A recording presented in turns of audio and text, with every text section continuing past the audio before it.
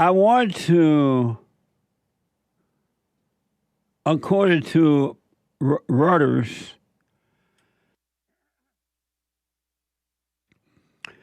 speaking at a rally in Kalamazoo, Michigan, been there before.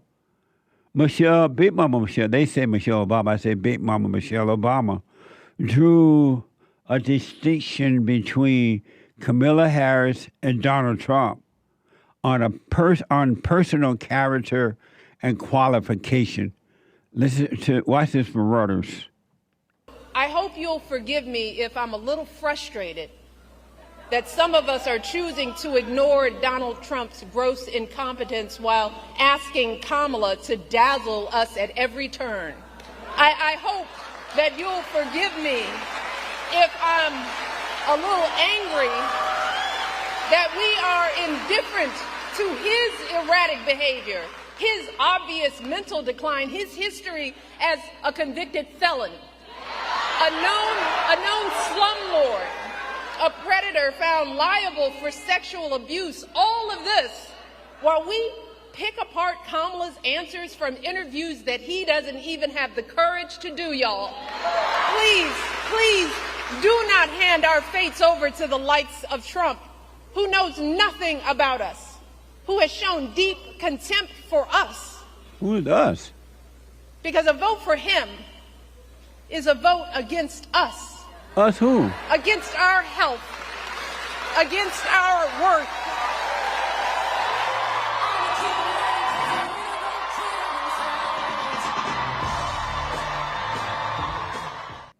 A bunch of lost females. But I don't know who she mean against us.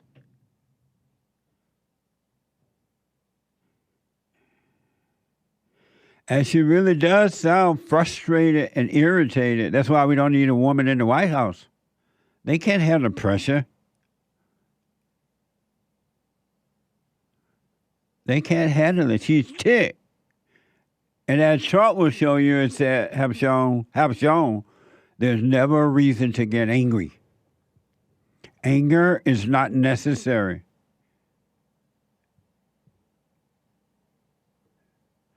Anger is not necessary. And Big Mama Michelle is ticked. But I don't know what she mean by us. Us who?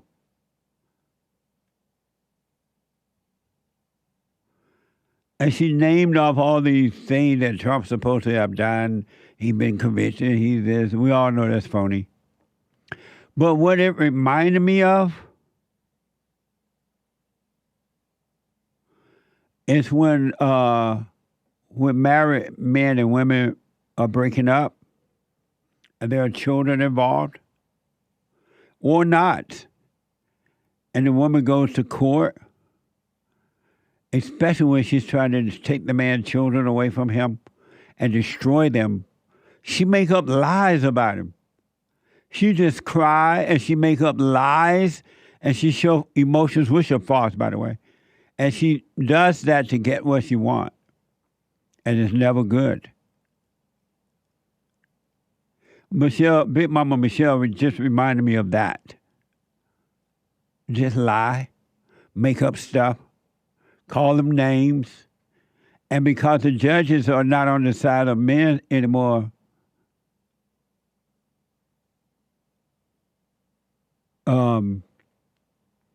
they fall for it. They're afraid to go against the woman, even when she's wrong, and they know she's lying. When she's crying, she's lying. That should be on a T-shirt, hey, or Nick, or Derek. When she's lying, she's crying. No, when she's crying, she's lying. Wouldn't that be cool? Perfect.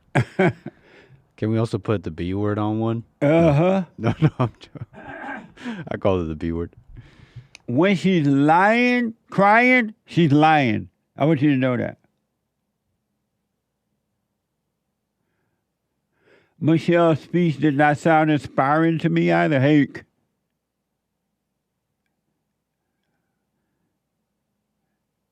But I don't know what Hake think that Hake is telling me now. I think by us, she means women.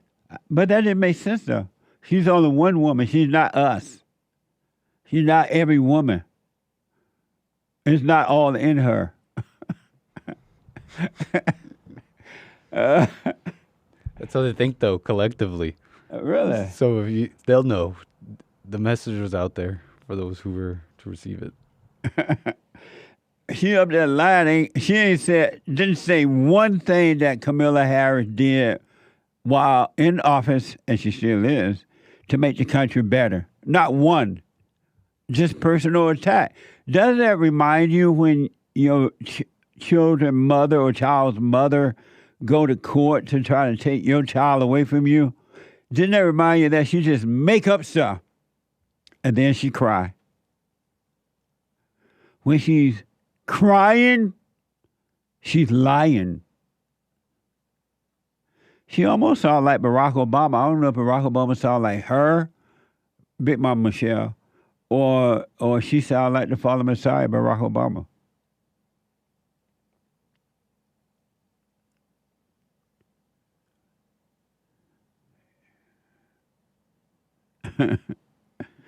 Wikipedia says she's 60 years old. She's that old? Just shut up and step up. Evidently. And the poor women there, they're just lost. They want abortions.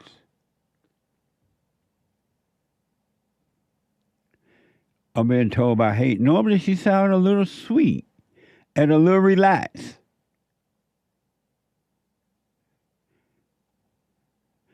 And y'all know that Trump is not trying to stop anybody from having an abortion. Have your abortion. That's your life. Kill the man's children until the cows come home. The aftermath is on you. The repercussions are on you. So you pay the price for that. But Big Mama is tick. Big Mama and the Pope are tick. Who let the dogs out? Big Mama is so tick. So I want you to listen to this again from Big Mama Michelle, and I want you to reflect on the woman you have children with, and she's trying to take your children away from you. Doesn't she make up the same lies? Doesn't she get the same anger? And doesn't she overreact because she wants control? It's all out of control. It's all lies. The whole thing is a lie.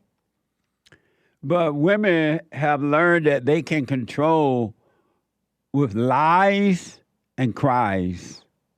When she's crying, she's lying. This is for Rodos. Big Mama Michelle speaking at a rally, and I'm saying Big Mama. Rodos is not saying Big Mama. I'm saying Big Mama.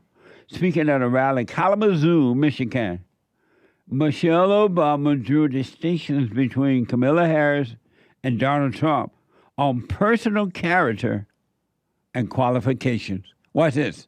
I hope you'll forgive me if I'm a little frustrated. There you are. That some of us are choosing to ignore Donald Trump's gross incompetence while asking Kamala to dazzle us at every turn. Nobody asking that. I hope that you'll forgive me if I'm a little angry that we are indifferent to his erratic behavior, his obvious mental decline, his history as a convicted felon, a known slumlord, a predator found liable for sexual abuse, all of this, while we pick apart Kamala's answers from interviews that he doesn't even have the courage to do, y'all.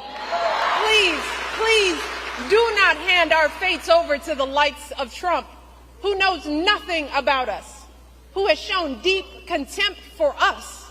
Us. Because a vote for him is a vote against us, against our health, against our worth.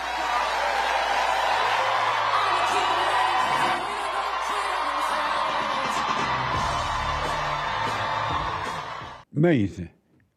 What a shame. Against us. It reminded me of last week's biblical question and watching her speak and her emotions, she's ticked. And it is evil. You're right, Nick. It's pure evil. But she's ticked. And so it reminded me of, why do you need anyone else's approval? Well, that's what you're going to get. Donald Trump doesn't need anyone's approval. You notice that? He doesn't need it. Why do you?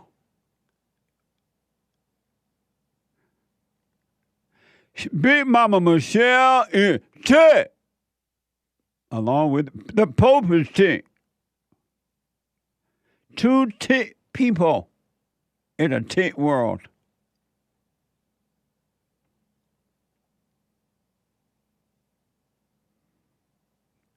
I have some more stuff coming up that's going to blow your mind.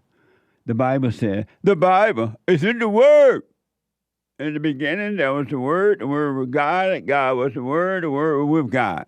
In the beginning. I have some more stuff to show you. The Bible says that every time you listen to the woman, you will suffer. Because you listen to the woman, you suffer. And every man that listens to the woman, every woman that listens to the woman suffers. And that used to be so known when I was growing up. The older women and the young women knew that. You've been deceived, and now you're paying a price for it. In the United States of America, a Judeo-Christian nation. Let me go to a first-time caller out of Florida. Dennis out of Florida. 888-77 Jesse. Dennis, welcome. Dennis. Yes. Good morning. Good morning. I hear noise in the background. All right. 1 second. Hold on, Dennis. All right. Okay. Can you hear me now? I can. Go ahead. All right. Good morning, Jesse. Good morning. Been watching your show now, man, for about it's been about 4 months. Uh-huh. And you do a great job, man. Absolutely excellent. I just wanted to speak on two topics, which are just the state of the election and what's going on, and also just a simple question about how to deal with my baby mother and my 2 children. Okay, go ahead. The Democrats try to use this identity politics to go ahead and win this election. And there's a lot of people that's falling for it, and it's pretty sad. Me, I'm part of the Haitian community. My parents came here legally a long time ago, had me here, and with this whole they eating the cats, they eating the dog situation.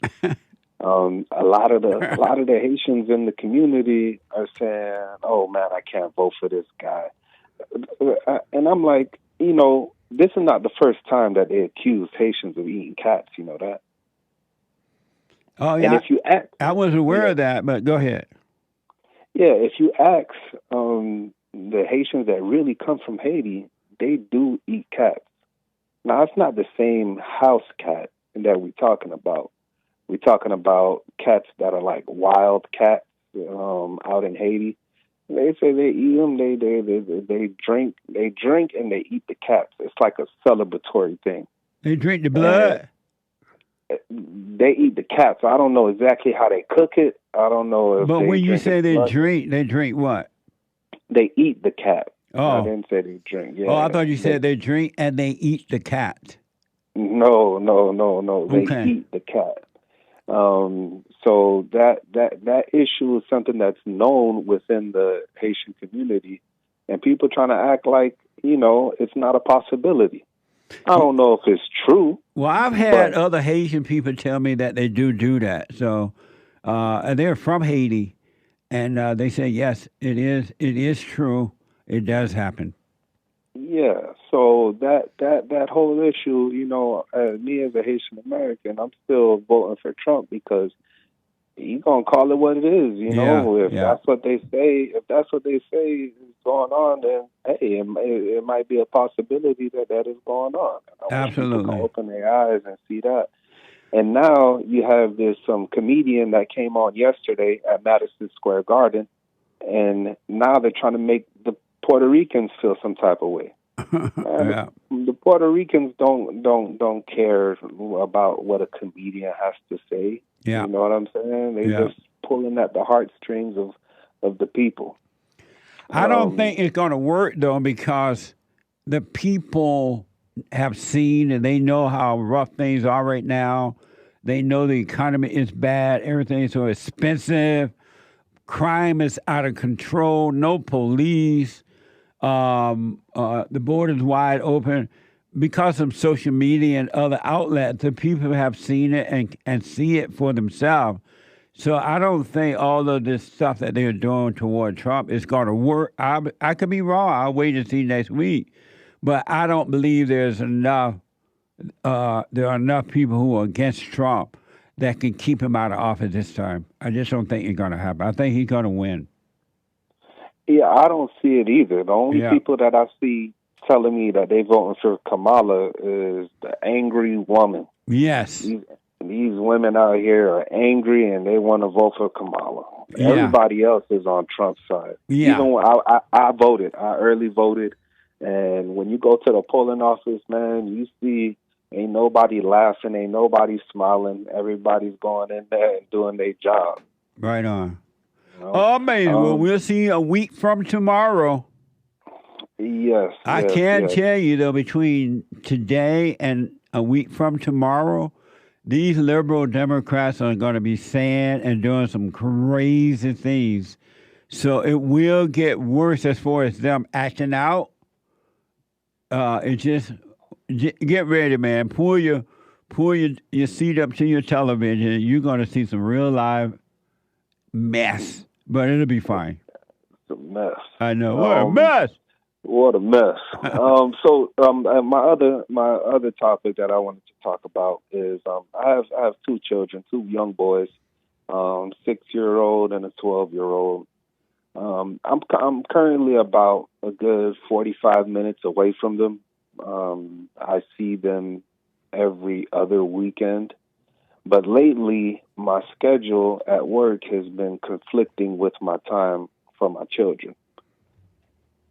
So me and their mom went ahead and thought about a plan. It was probably August to go ahead and move to an area where we can both afford, because right now everything's so sky high. Yeah. We can both afford to live close by so I can be able to, take the kids to school. The kids stay at my house, and then they stay at her house, and we alternate. This past weekend, she called me asking for more money. I'm not on child support. I just send money for the kids every time that I get paid. And she called me asking for more money. I said, okay, I agreed. Send her a little bit more money. And then I told her, get ready, because December we're gonna be living. Well, I'm moving to this area, and I hope you're ready to move too. And she texted back and she said, you think that I'm gonna move close to you with you acting this way? And it just blew my mind to see, instead of having your kid's father around able to help you, you want to put yourself first. Yeah. I'm not sure if she's going to be moving close to where I decided to move to, but right now I'm living in a place where I'm living with my cousin. I don't have to pay as much rent. I wanted to know if I should delay me moving to another spot where I'm going to be paying double the rent, and not even double, triple the rent, and wait for her to see if she does it, or should I wait to see if she comes around and agrees to move closer so I can be with the kids? Well, based on what you just said, did she agree to move at first and change her mind? She changed her mind. Yes, Oh, okay. she agreed to move because what happened was she was living with her mother and her stepfather. Oh, And her okay. stepfather and my oldest son got into an argument, and they got into some pushing and shoving. And after that moment, that's when I said, "Hey, this is let's go ahead and just get the kids over here." Well, And she here's what. agreed at that moment. But then it sounds like she's changed her mind. And yeah, she changed her mind. Here's what I highly recommend. Do what you want, though. It's your life. You do what you think is best. You're living it. I will ask her again, are you going to move? If she says no, then don't argue with her about it. Don't bring it up anymore. And don't move. Don't you move until you're ready to move. All right. But All right. don't argue with her at all. If she said, no, I'm not moving, just say, okay. And close the subject. And you stay where you are until you are ready to move. That way you can afford it. You can do what you need to do. But don't get in an argument with her. Don't try to prove anything. You just live your life. All right. All right. Thank you very much, Jesse. I've been doing the silent prayer. It's helped me a lot. Stay with it. Stay with it. And I want you to watch how she's going to try to drag you into an argument. Don't fall for it. You're right. You're right. Do All not right, fall for it at all, and do what you need to do what's best for you, all right? Thank you very much, Jesse. You're welcome, Dennis. I wish you well. Thank you. All right, buddy. Amazing. Laying your weapon down. There's no reason to argue ever. Okay, you want to move? Fine. And you do what you need to do. You're making a horrible mistake by arguing, especially with the men. Men, don't argue. And ladies that are waking up, stop arguing. Let me go to Maria. Is that Marie? Maria, first-time caller out of Florida. Maria, welcome to the show. You're on the air. Thank you so much. I've just discovered your videos and have been watching them and making some improvements as my role as wife. So I appreciate all of that. You're welcome. Stay with us. Stay with us. Stay with it. Thank you. I had a question. My husband is not Christian, and so I just wanted to kind of understand what you would suggest as my role of allowing him to make different decisions for the family and have, just the order that you talk about. What are your thoughts on that? When you say he is not a Christian, what do you mean by that? He's Indian, was raised he's Hindu, raised in India. It's more of just traditions like nationalism. His family, they don't really pray or anything. And are you a Christian? Yes. And did you know this about him before you married him? I really wasn't. We've been together 15 years, so I was just starting to have a connection with God at that point. But you knew this about him before you married, right? Oh yeah. Were you Hindu at one time? Are you Hindu? Were you Hindu at one time? Was I Hindu? No. Oh. I was raised Catholic, but I left the Catholic Church. And so, do you obey him? No.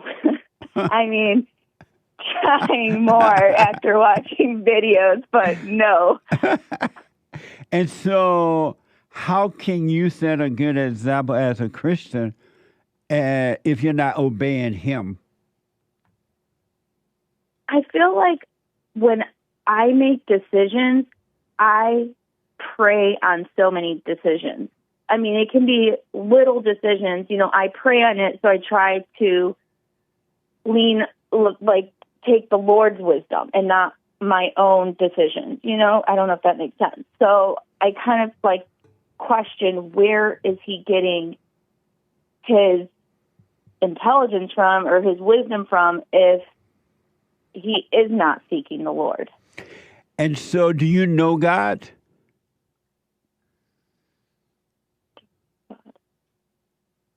I believe so. I mean, I'm not perfect. I'm weak in times, and yeah. And do you know God? I believe I know God, but I am obviously with faults. Like, I have fear. And so, how can you have fear and know God? Or how can you not obey your husband and know God? Well, like I said, I have faults, and I really just like to have fear. I mean, I just have fear that something will, happen to my husband or happen to my child. But how So can you have... I know I shouldn't. I know I shouldn't. And why I do you? pray for that. I think, just because I let evil get in, it's just like past traumas and stuff. And I don't know, I just have fear still. But do you believe that it's possible to know God and have fear? Well, because we're still in human form and still on planet Earth, I think, when you're pure and totally connected, I think you can be totally connected to God in moments, and you can fall from that. Really? So you well, believe I think, you like, could if you be... look at... So you, once you were born of your mother, from your mother, can you go back to her womb? No. Once you were born of the Spirit of God, can you fall away from Him? I believe you can, because even God, selected David, and then he went and did wrong. So you believe that you could be born again of God and still fall away? Yes. And you believe that you could be born again of the Father and still have fear? Does fear come from God or from Satan? No, it's from Satan. So how can you worship Satan and God? I am trying not to. I've tried to find scripture to just repeat. I try to pray on it. Like, I hate the fact that I have this. And I've talked to other moms, and they don't have it. They I just trust in the Lord. And I try, I try hard. You want to have perfect peace on earth? Well, as perfect as you can have on earth. You want it? Perfect peace on earth? I don't know how that's possible on earth. Do you want it? Yes, I guess I would want it. Do you want it? Yes. Then drop your anger. You got to stop worshiping the devil. You got to drop your anger.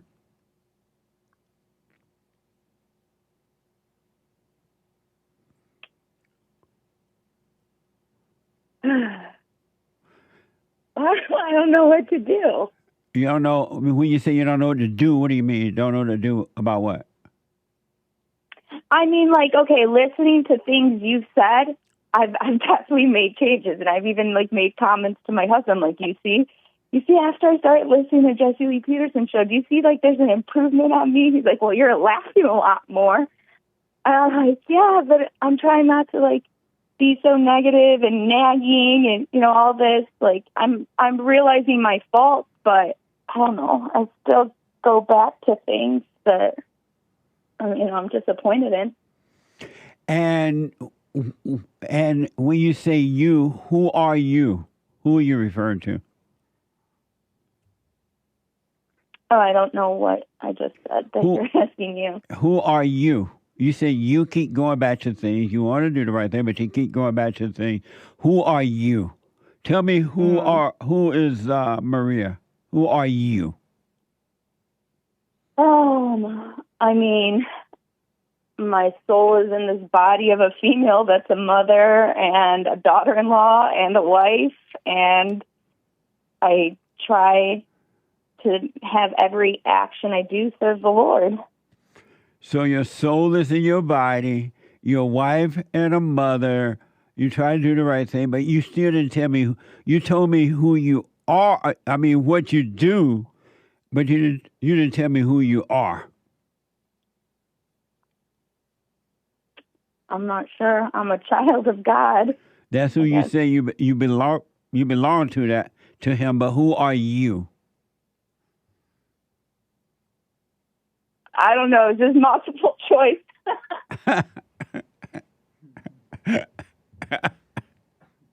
I mean, I see that I am a believer, and I see that I am still with sin and fault, and I struggle and I try. But who are you? All right, you're gonna have to give me multiple choice here then. So, but you're telling me the things you do, the things you try, and you belong to God, but you still didn't tell me who you are. You're telling me what you do, right? But you're not telling me who you are. I didn't ask what you do or who you belong to. I asked, who are you?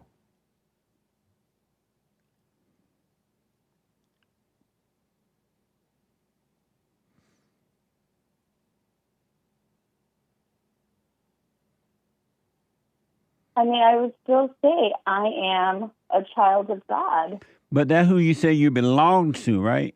Who are you? But that is who I am. How are you? But you belong to God, but you're not God, right? Well, I mean, I've said that I'm a mother. I am. You're a mother, but that's not who you are. That's what you do. But because it's who I eventually, when the kids are adults, you're not going to be a mother anymore. So, I'm always going to be a mother. No, you won't. When they become an adult, you won't be a mother. They won't need you anymore. They're going to go away and live their lives. Oh, no. I'm going to buy the house next door. Why do they need to buy the house next door? They don't need a mother anymore. They're going to need a grandmother to watch the babies. No, they can watch their own babies. They're still going to need some help. Why? There's plenty of countries that have joint families. And look how screwed up they are. I don't know. I think we're a little screwed up here where we don't have, like, the connection to our families. No, you're screwed up because you have the connection to your family. But let me ask, because of time, do you want perfect peace on earth? Yes, I would like perfect peace on earth. Do you believe Christ came that you might have peace? I mean, I thought Christ came so we could have eternal life. I didn't really think, I guess Christ came so we could have peace on earth. Eternal life is peace. Yeah, eternal life, but not in this world. Is there anywhere in the Bible where God says you can't have peace on earth in this world? I guess in some instances it does, because it says, lay your treasures in heaven.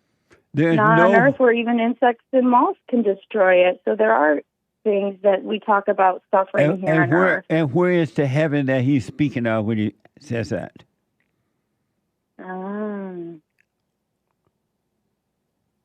That's true. No, that was a question. Where is the heaven that where is the heaven that he's speaking of? I figured the heaven is once we died and go to heaven. I didn't think we could have heaven on earth. There's no such thing as dying. You only have one death to do. That's the death of the ego. So why would you think heaven is somewhere else? You're so right. No, that was a question. Can you hold for me? Yeah. Hold on. Oh, okay. Marie?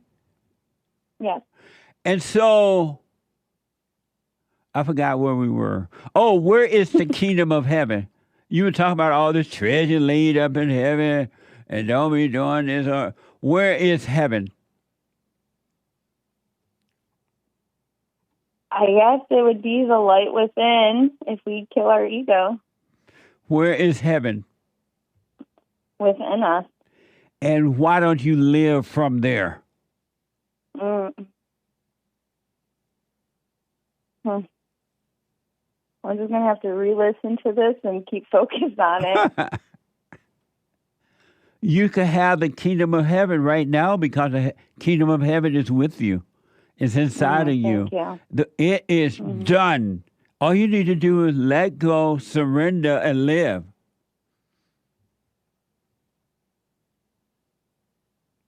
Yeah, thank you. And so, do you want that? I do. And do you believe it's possible to have peace on earth? You don't have to wait until you die? Yeah, yes. Have you gone and forgiven your mother? I never had problems with her. Have you gone and forgiven your mother? Yeah, she passed when I was 4, but I guess, Oh, when there's you're nothing 4. for me to... Okay. Yeah. And how about your father? Have you forgiven your father? I did on his deathbed, yes. You told him you were sorry for resenting him? Yes. And what do you say when you apologize for resenting him? He had a massive stroke, so he couldn't speak. Oh, okay. And how long ago was that? It was 4 years ago. And why do you cry about it now? I wish I was a better daughter. Better than what? You know, I just had, I wasn't talking to him for a few years, and then he had the stroke. So I went back to him. What? He had the massive stroke, so I didn't see him or talk to him until, he was in the hospital, but he couldn't speak. Just disappointed with myself. I should have been a better daughter. I just didn't understand him. He was like an immigrant and a lot older. I think he was like 45 when I was born, so he was just like very tough on us, and I understand it now. But again, my ego got in the way. So. And why do you cry about it now? Maybe I need to forgive myself that I wasn't more respectful to him. And who is the self you need to forgive? That was the same question from before. I guess. I don't know. You didn't give me multiple choices then. You want to know why you're crying right now? Why? You're faking it. It's all an act. It's not real. When she cries, she's lying. I heard you say that just before. All you're doing right now is getting a fake thrill. It means nothing. Poor me. I wish I had been a better daughter. Poor me. And you can't even say who you are, but yet you're feeling sorry for someone that you don't even know who you are. Who are you feeling sorry for? Or guilty? I'm so sorry for my dad that he had to endure me, that he had to suffer with me. And so you're feeling sad for your dad and he's dead? All those years he suffered with me, I was very disrespectful. In the same way you've been to your husband? Yes. So you haven't learned anything? I guess not. But yet you say you believe in the Lord. You believe in Jesus. You have no love.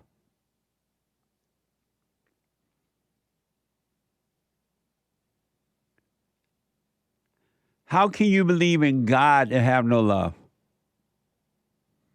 Well, I don't think I have no love. I'm sorry? I just need to... I don't think I have no love. If you had love, you would obey your husband. I mean, I guess like I said in the beginning, I just didn't. I mean, what do you say to those husbands that are cheating on their wives? Not that my husband does that. Like women or like alcoholics. Do women, are they supposed to obey those husbands? Is your husband cheating on you? No. Is he an alcoholic? He had a drinking problem before. It's over with now. Is he an alcoholic? No. So then why do you ask about other people's problems? I think it puts things into perspective about what questions, I have about him not having faith, and are these things I should believe? How is that going to do that? That doesn't make sense. Because those other women who are with the husbands who have quote unquote alcohol problem issues, they're not telling you they're driving their husbands insane. They're driving him to drink. They're not going to tell you that. They're going to say, "Oh, my husband's an alcoholic, and I can't stand him, man. He's this and that." But they're not going to tell you, "You know what? I drove my husband to drink." So would you say that regardless of the man's faith, because of the order, the woman should just listen to him because God would then be in control in that man's thinking one way or another? What I'm saying is that if the woman truly is of God, there's no other choice but to obey your husband. It's not even regardless what the husband is like. But it wouldn't even be based on that at all. You wouldn't judge him in that manner.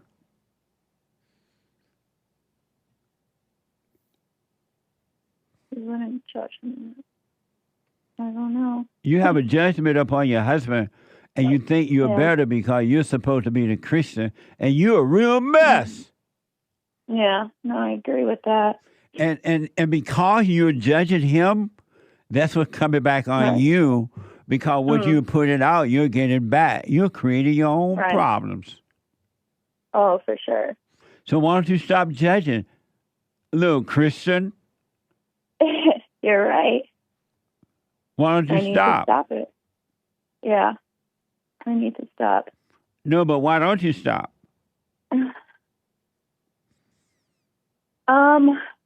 Well, I think it's kind of just been brought to my attention, in these last couple of weeks, what I'm doing wrong. I didn't even realize what I was doing wrong. I understand. Angry people cannot see what they're doing.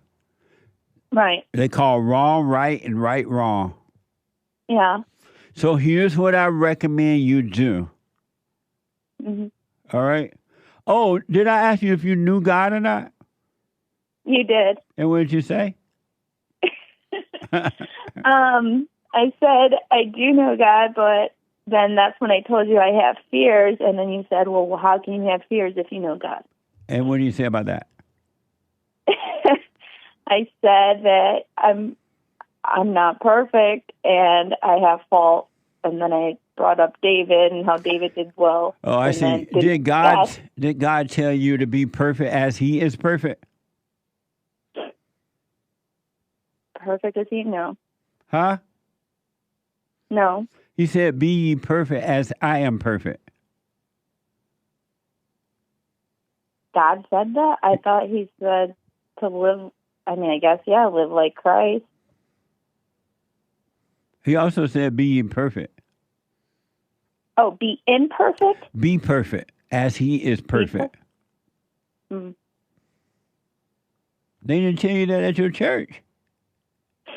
No. You need to go up and have a talk with that preacher. You have a woman preacher or a man preacher? No, we don't go to church often. Oh, good. Here's what I want you to do for now. I recommend, all right? I want to encourage you to start doing the silent prayer. Have you given that a try yet? Silent prayer? Yeah. You know about my silent prayer? Your silent prayer? No. Yeah. Well, I want you to go to rebuildingtheman.com/prayer.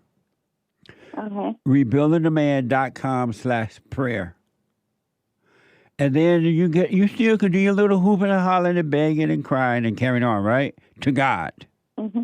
And once you're done hooping and hollering, be still and know him. Know God. I want you to do the silent prayer morning and night And sometimes during the day, if you get busy, you get too busy, you forget. But do the silent prayer because all your other prayers have been in vain. They've been to Satan. You've been praying to Satan and not God. And that's why you're still miserable. And that's why your prayers have not been answered. Have you noticed your prayers have not been answered? No, I notice a lot of prayers are answered. Have you noticed your prayers have not been answered? No, I haven't noticed that. I feel like my prayers are answered. But if they're answered while things getting worse, they're not better for you. No, they are getting better. No, you don't listen to your husband. I'm listening more and more. I mean, I've been saying, I'm like, well, you're the boss. You're the boss. And then more and more. And then your kids hate you. I don't think so. I can see maybe as teenagers. Are you surprised your kids hate you? No, they don't hate me. But what do you, the irritation that they feel toward you, is that love or hate? But I don't think that there is irritation. I'm sorry, there is. Yeah. How old are they? Currently we just have the one with us. We're foster parents. So we just have the one 10-year-old biological child. So you don't have any children of your own? No, I do have the 10-year-old biological child with us right now, but one of our little girls was just removed and put with her biological sibling. I don't understand what you're saying. I'm black and slow. Give me. Do you have your own children? Yes, I have one biological. Oh, okay, and then one foster, right? Yeah. Oh, I got you. So I want you to start doing the silent prayer, and next week I want you to call me. You can call me before next week, of course, but I want to know what you think about the silent prayer because you're lost in your imagination, and you're worshiping the devil and don't know it. All thoughts are all lies all the time about anything, and I want you say you're forgiving your parents. That's the beginning of waking up. So I want to encourage you to do the silent prayer and just watch those thoughts because they're all evil and God will take them away from you, all right? Okay. And you will have a clear mind. It'd be wonderful. Because you're not your thoughts and you have been identifying with them, thinking that they were you all your life, but they're not you. And that's the death that you must die from. It's the ego thoughts of the mind. They're all evil. The ones that sound good and the ones that sound bad. Yeah.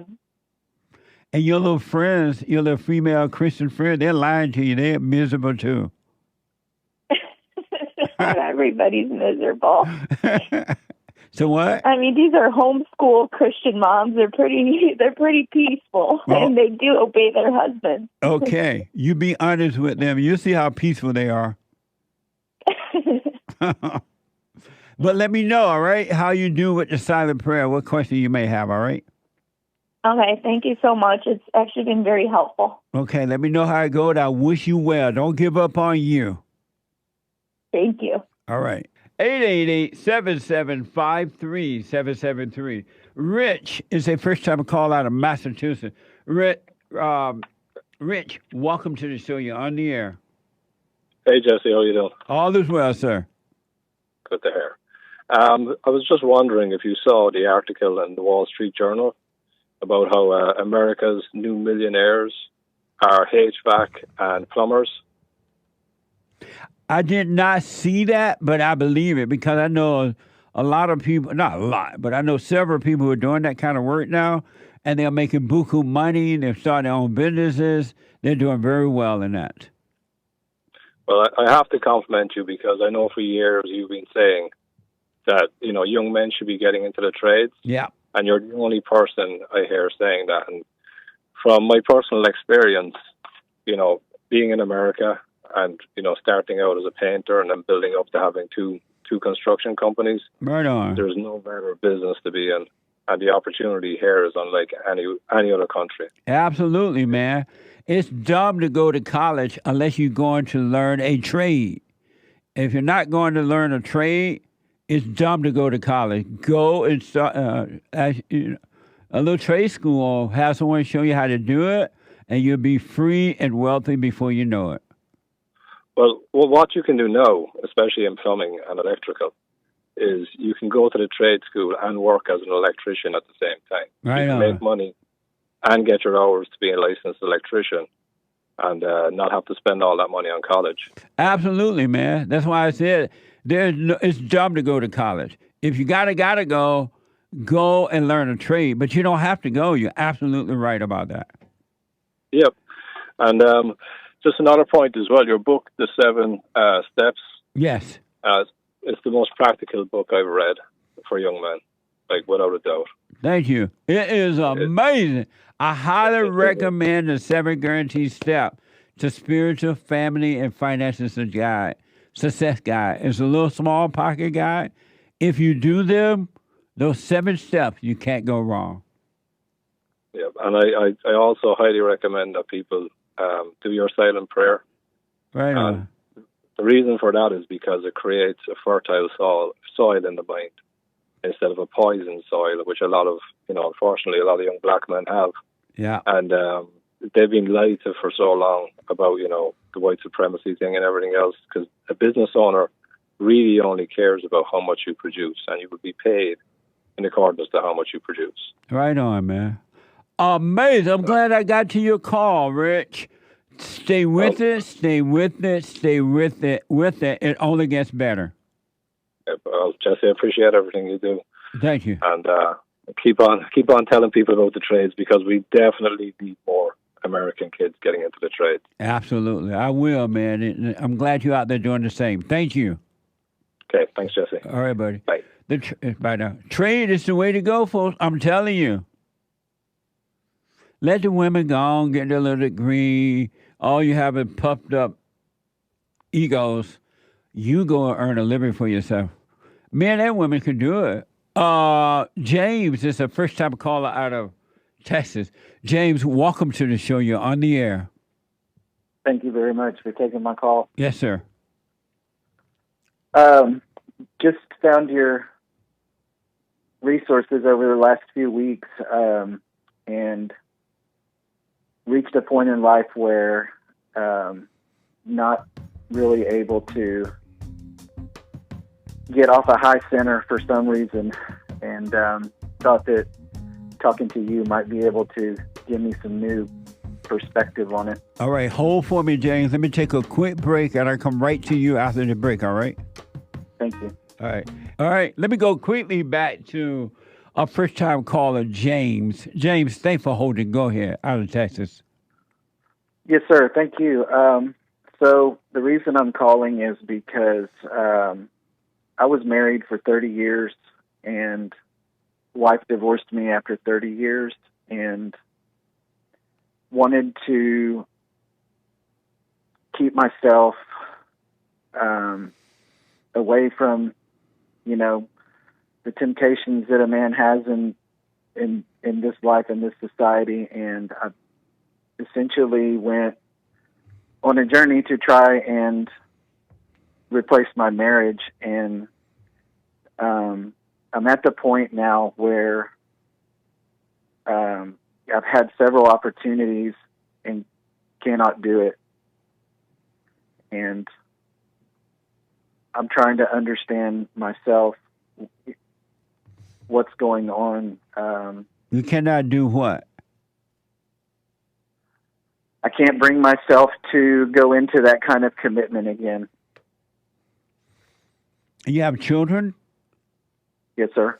And why do you need to go back into that commitment again?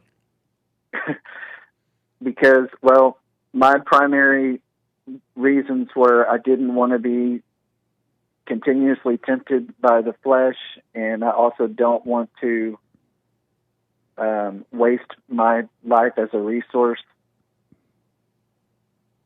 because I feel like I was actually a pretty decent spouse, and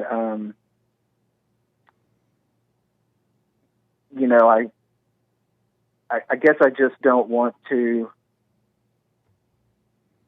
become the devil's punching bag after 30 years of marriage, and then in my 50s trying to become a single man. But you were the devil punching bag in your marriage for 30 years. That's very true. Even though God always pulled me, always kept me from complete disaster. I mean, I guess I don't even know how to define it, but it was as toxic of a marriage as you can imagine. It was hell. Yeah, it was. Not every day, but, and even when I told a counselor one time, I was like, I've had a great life. He looked at me and said, what did you just say? But, I try to see the positive out of everything. But that doesn't exist. Sir? That doesn't exist. Doesn't he use all good things to work together for good for those of us who love him? There's no such thing as finding the positive out of anything.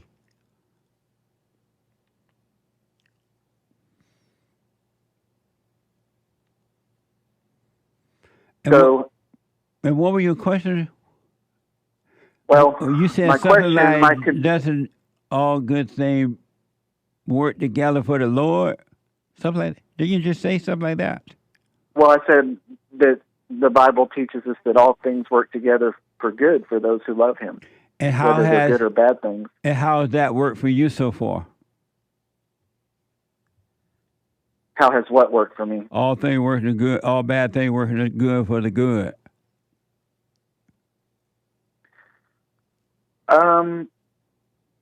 Because I feel like a lot of the hate that's in anger and things that have continuously tried to work their way into my life have always been pushed back out.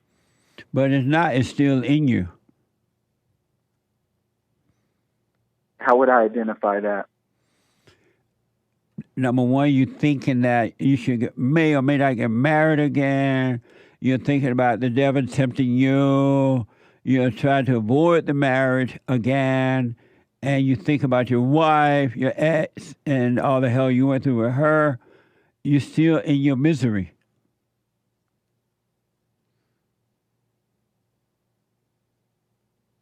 Yes, I agree with that. I'm stuck in a place now, Jesse, where I literally I can't seem to find my way out of it. I prayed on a daily basis for God to help me resolve this situation, either to give me the strength to live alone or to bring the right person into my life. And long story short, after a couple of relationships, because almost every one of them, Jesse, I mean, I would go into it wanting to follow God's commandments, essentially not even go in their home and then not have any kind of, interaction with them, physical interaction, but inevitably they would want it right away, even Christian women. And so through a friend, I met another woman who's actually in another country, and believe it or not, I'm sitting in that country right now. She wants to marry me. We've been talking now for almost 2 years, and I just cannot do it, but I'm also feel like I'm running around causing destruction everywhere. How are you causing destruction? Just with my lack of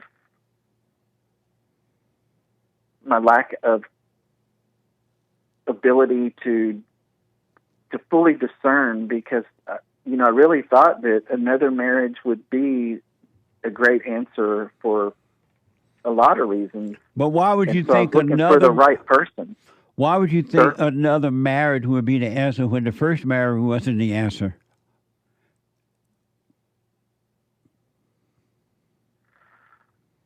Because I guess I don't feel like up until recently, I mean, things develop as days go by, but I didn't feel like I had the strength as a man to live the rest of my man, as a single person. But why do you think another marriage is the answer when the first marriage was not the answer? Because the first marriage, I didn't have the knowledge that I have now as far as how I believe the enemy will essentially put people into your life if you're not taking the time to fully be aware of, how you can be attacked. In other words, I think that whether I invited it or not, that my first wife was essentially, because of the person that I knew I was from a very young person, I think that it was, like a bomb dropped into my life. How old are you now? 55. And so are you in this country that you're in to be with this because of this woman, or are you there for a job or something?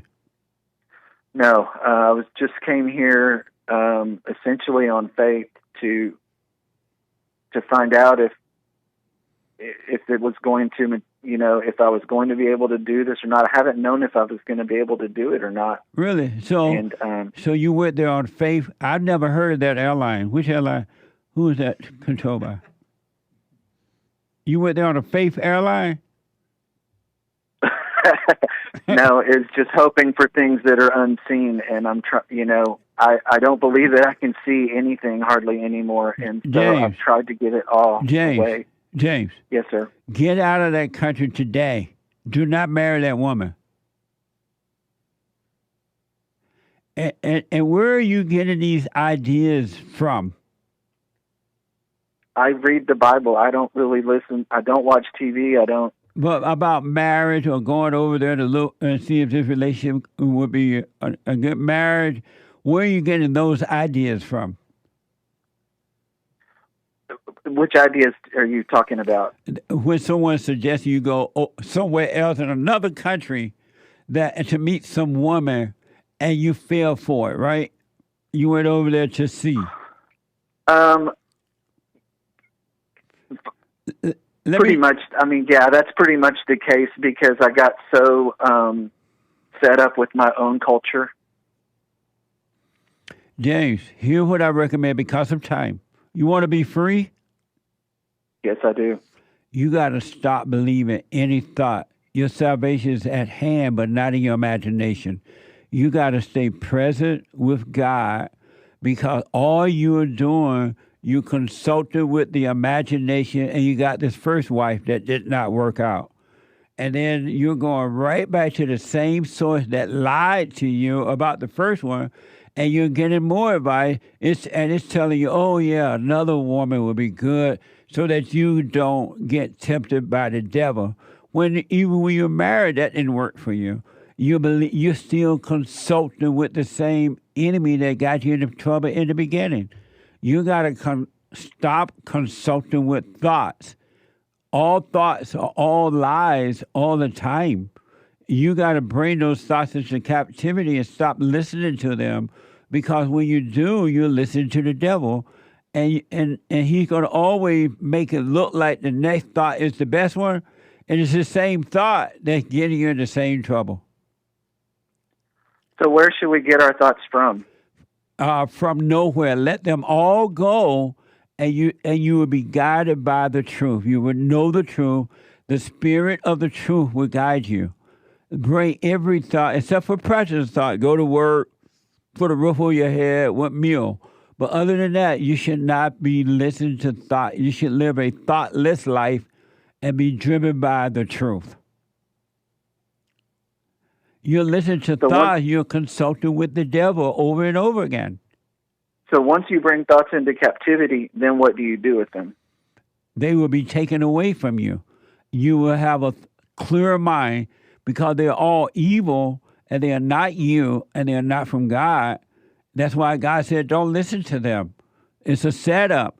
Satan talked to you in the mind and God revealed to you the voiceless voice. And you're not listening to the voiceless voice. You only listen to the voice of the imagination, and you're just going by what it is telling you, and it's going to always tell you the wrong thing. And you're not catching on that your thoughts are lying to you. Okay. So can I ask you one more thing? Do not look for anything except the truth, the spirit of truth. Don't look for a woman. Don't look for this, or don't look for anything. You should not want for anything but the spirit of truth. Because that's all I do want, Jesse. It's not. If that's all you want, you wouldn't be over there in that country. And stop lying to yourself. Somebody told you to go over to the country and find another woman that don't want you. She just want to become a citizen of this country. No, that's not the case. Well, tell her you're not going to marry. You see. No, that's already happened. I mean, it's already come to that because, like I said, this has gone on now for almost 2 years, and I can't seem to make myself go into that commitment. Well, even go though back I've done home. everything. Then. Why have you gone back home then? Actually, I left my home. I left my home. I sold my company. Why? And, why? Because after so many years of doing it, and after being essentially on my own in my 50s, I just lost my drive to do it all. Amazing. You said you had one more question? Well, that was essentially it. Because I made every sacrifice I could to foster this situation to be the best that it could be. And you mean so with now this woman? Yes, sir. James, it is abnormal and downright evil to try to make a relationship work. You're not supposed to. You were not created to make any relationship work, whether it's a marriage or a friendship or family ship or any kind of ship, because when you try to make it work, you're only making it worse. If it's not working naturally, it's not from God. It doesn't need your help. Any help you put into it is going to only make it worse. Would you say it's extremely rare for relationships to work naturally in this day and age? Only because nobody is willing to let it happen naturally. They're doing what you're doing. They'll listen to the voice of evil, and the voice of evil telling them you are in control of this. You got your own power. You can make this work. You can do this. They'll listen to lies and calling it God. Most people, they don't even know what it is to have a natural relationship. That's why the relationship don't work, because they're not natural. Why do you think that God would not help me to avoid something like this if the prayer and the faith were there? But you weren't doing the in prayer. Advance. You weren't. What kind of prayer? I was praying for God to essentially bring someone into my life because I don't believe that I have the ability any longer to make those kinds of choices. Well, that's not a prayer to God. That's a prayer to evil. And Satan will give you a woman, but it won't be the right one. You are not praying to God. You are praying to the God of your imagination. You are praying to thoughts. And that's why they're not answered. Do you think it's really feasible? Do you really think second marriages have a feasibility, or is that another? Yeah, you have no business at all even thinking about a second marriage. The second marriage will completely destroy you. You're weak. You're better. You're weak, and women love to destroy weak men. Okay. That's the last thing. You need to be still now, overcome the anger, the loneliness, which is not real, by the way. Overcome the imagination. You're not your thoughts. You're not your body, and you're not the emotions. They're all evil.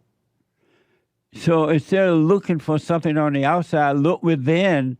At this age and what you've gone through, why don't you start looking within so you can live and have a real life? You should only seek the kingdom of God. Only seek what is right. But you're seeking everything wrong. You're seeking for the ego and not for the freedom.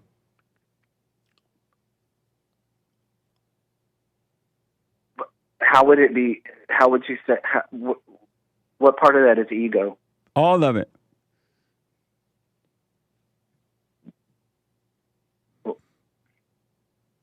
What kind of person would ask God to get him a wife?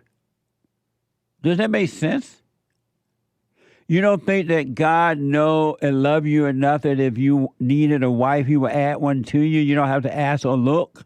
You don't think that's possible? Oh, I absolutely believe it's possible. Then why are you asking God to give you a wife?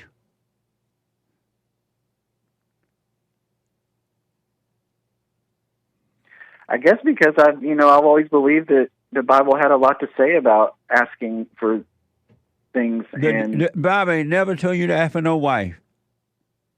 Well, it's not specific, but right. So why are you being beforehand? Why are you being unspecific, non-specific? Well, when it says to lay your request before him, how do you define?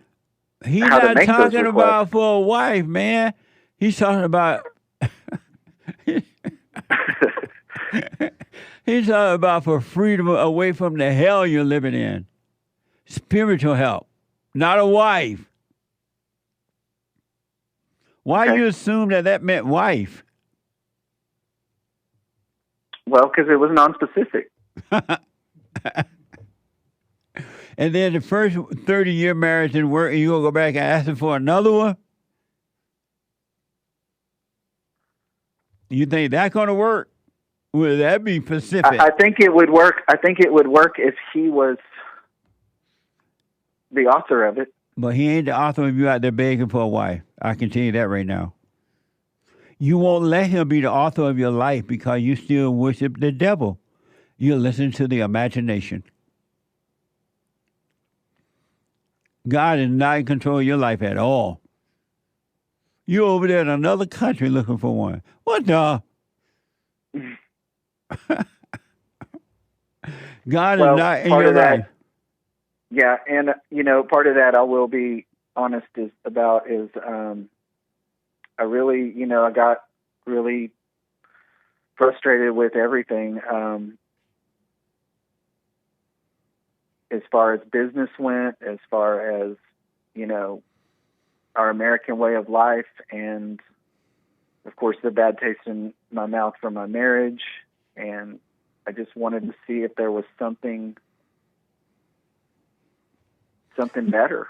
Well, there is something better, but it's not on the outside of you. It's on the inside. The kingdom of heaven is within. You need to start looking from within if you want to be free. It ain't out there at all. Not one iota. You're looking in the wrong places. So what would you recommend that I do next? I want you to do the silent prayer, rebuildingtheman.com/prayer. Doubt all those thoughts. Don't marry anybody at this point, and the Father will guide you. Drop your anger. Forgive your parents. Have you done that? Well, my dad passed away when I was young, but my mother, I did forgive her. I didn't go and verbally have a conversation. Well, go and do that. Go and forgive your mother for screwing you up, turning you away from your father, recreate you in her image. All right? I have one question about that, Josie, because I've heard you tell a lot of people to do that. What's the biblical mandate for that? Honor thy parents, mean to forgive them for what they've done, and I will forgive you and draw you into the kingdom of heaven. Thus said the Lord. So when you sit and expose the Jay, things let me that they say did, this. Let me say this. Can you call me back tomorrow? We can finish this because I'm out of time. Okay. Call me back tomorrow. Thank you. And remind the phone person that you called today. Okay. Thank you very much. In the meantime, start doing the prayer. Rebuildingtheman.com/prayer. Okay, I will. All right, buddy. Thank you. Bye. Oh, amazing. 888-775-3773. Jeff is a first-time caller out of Connecticut. Jeff, welcome to the show. You're on the air. Hey, how you doing, Jesse? All is well, Jeff. Yeah, I got a little problem with you, man, because some of the situations that you bring up and some of the questions you say about black men is totally a lie in so many ways. I'm a black man from Connecticut, 56 years old. Give me something that I say that you disagree with that is a lie. I disagree about you saying black men don't take care of their families. I've been married for over 30 years. I've raised 2 sons, both of them went to college on the highest level. You did what in college? Both of them graduated college already. Oh, okay. On the highest level. And when they got into those top schools, it wasn't because of some affirmative action. How do you know? They lowered their standards. Because I know the education that my son had. Okay? Jeff, your phone. Jeff. One of the things. Hey, Jeff. Yeah. Stay close to your phone because it's going in and out. We're not understanding, getting all your words. Right. I know all the all the top schools that my sons went through, private schools and everything else through the years, okay? So I know the level of learning and training that they had, okay? And plus me being father in there every step of the way and showing them the way, okay? Did they go to black schools or something? No, they went to Catholic schools, okay? That doesn't even factor in to what schools they went to, but they went to Catholic schools. And the reason I ask, because automatically now, if you're black and you want to get into a white school, just because you're black, there's no requirement. They have affirmative action whether you're aware of it or not. And blacks it was affirmative not. action. It didn't work for me because I had to pay to get my sons to go to these schools. You understand? Meaning what? I paid for these schools. I paid for this education. Okay, I paid over $56,000 for high school education. So Jeff, Jeff, let's do it. You're talking about you, and I say not all. I say not all, but most blacks are begging and whining, and they want reparations. They want affirmative action. Now they want DEI. And so I say not all, but most. So you could be that one that could be a part of the most. I mean, of the not all. So tell me something that I say that about the blacks that's not true. Not referring to you, just one person. 'Cause you could be, there are a few blacks, a handful, especially older guys like you, that are a little bit more independent than most blacks are. Yeah, one of the questions you brought up is saying that black men grow up in the ghetto, and once they get money, they move away into the suburbs. Are you saying that's not true? I said that's 100% true, but it's not because they leaving their home. Is because quality of life got to mean something. You get what I'm saying? So what do you mean by that? Why is it quality of life? Meaning that if you born and raised in a house that's 600 square feet, and you put yourself in a situation where you making money and you're a law-abiding citizen, wouldn't it be better for you to move into a 2,000 square feet house where a backyard and everything else for your family? But how is that a bad thing? Most blacks would tell you that they're leaving the hood because it's a ghetto, and you can't have a quality life in a ghetto, and so they will. No, you can't. I agree with that. The first thing they do is move into a white area because they can have a better life in a white community because white people have made it possible. Why can't the blacks do that in their own communities? Well, because number one, the market value of those homes, and then if you have an influx of people that's not making any money, and then if you have a certain group of people that's making money, I think it'll be a disservice for the person to put their investment. But you're not making any sense. Why don't they make their homes in their own communities? Can't they do what the whites do and make their home worth more? Clean up the neighborhood, paint the house, cut the grass. Yeah, they can do that, add rooms onto small houses. They can add an extra 1 or 2 bedrooms to it. Why do they have to go to the white neighborhood that are already that way Why can't they do it themselves? Because some of the situations don't require that, because some of these are apartment buildings, brick buildings. We're talking about I mean, it houses. ain't too much. Yeah, that's primarily a lot of them. A lot of those areas. Now, if you're looking in Connecticut, in Bridgeport, yeah, I mean, there's a lot of communities where there are 3-family homes, 2-family homes, where black communities that live there. Jeff, And you're yeah, not they can really fix saying those. anything. Why can't No, why can't Why- the blacks because do there's that there's in no their value. own home? Because there's no value in those homes in those communities. What's Those are wrong with inner-city them homes. that they have no values?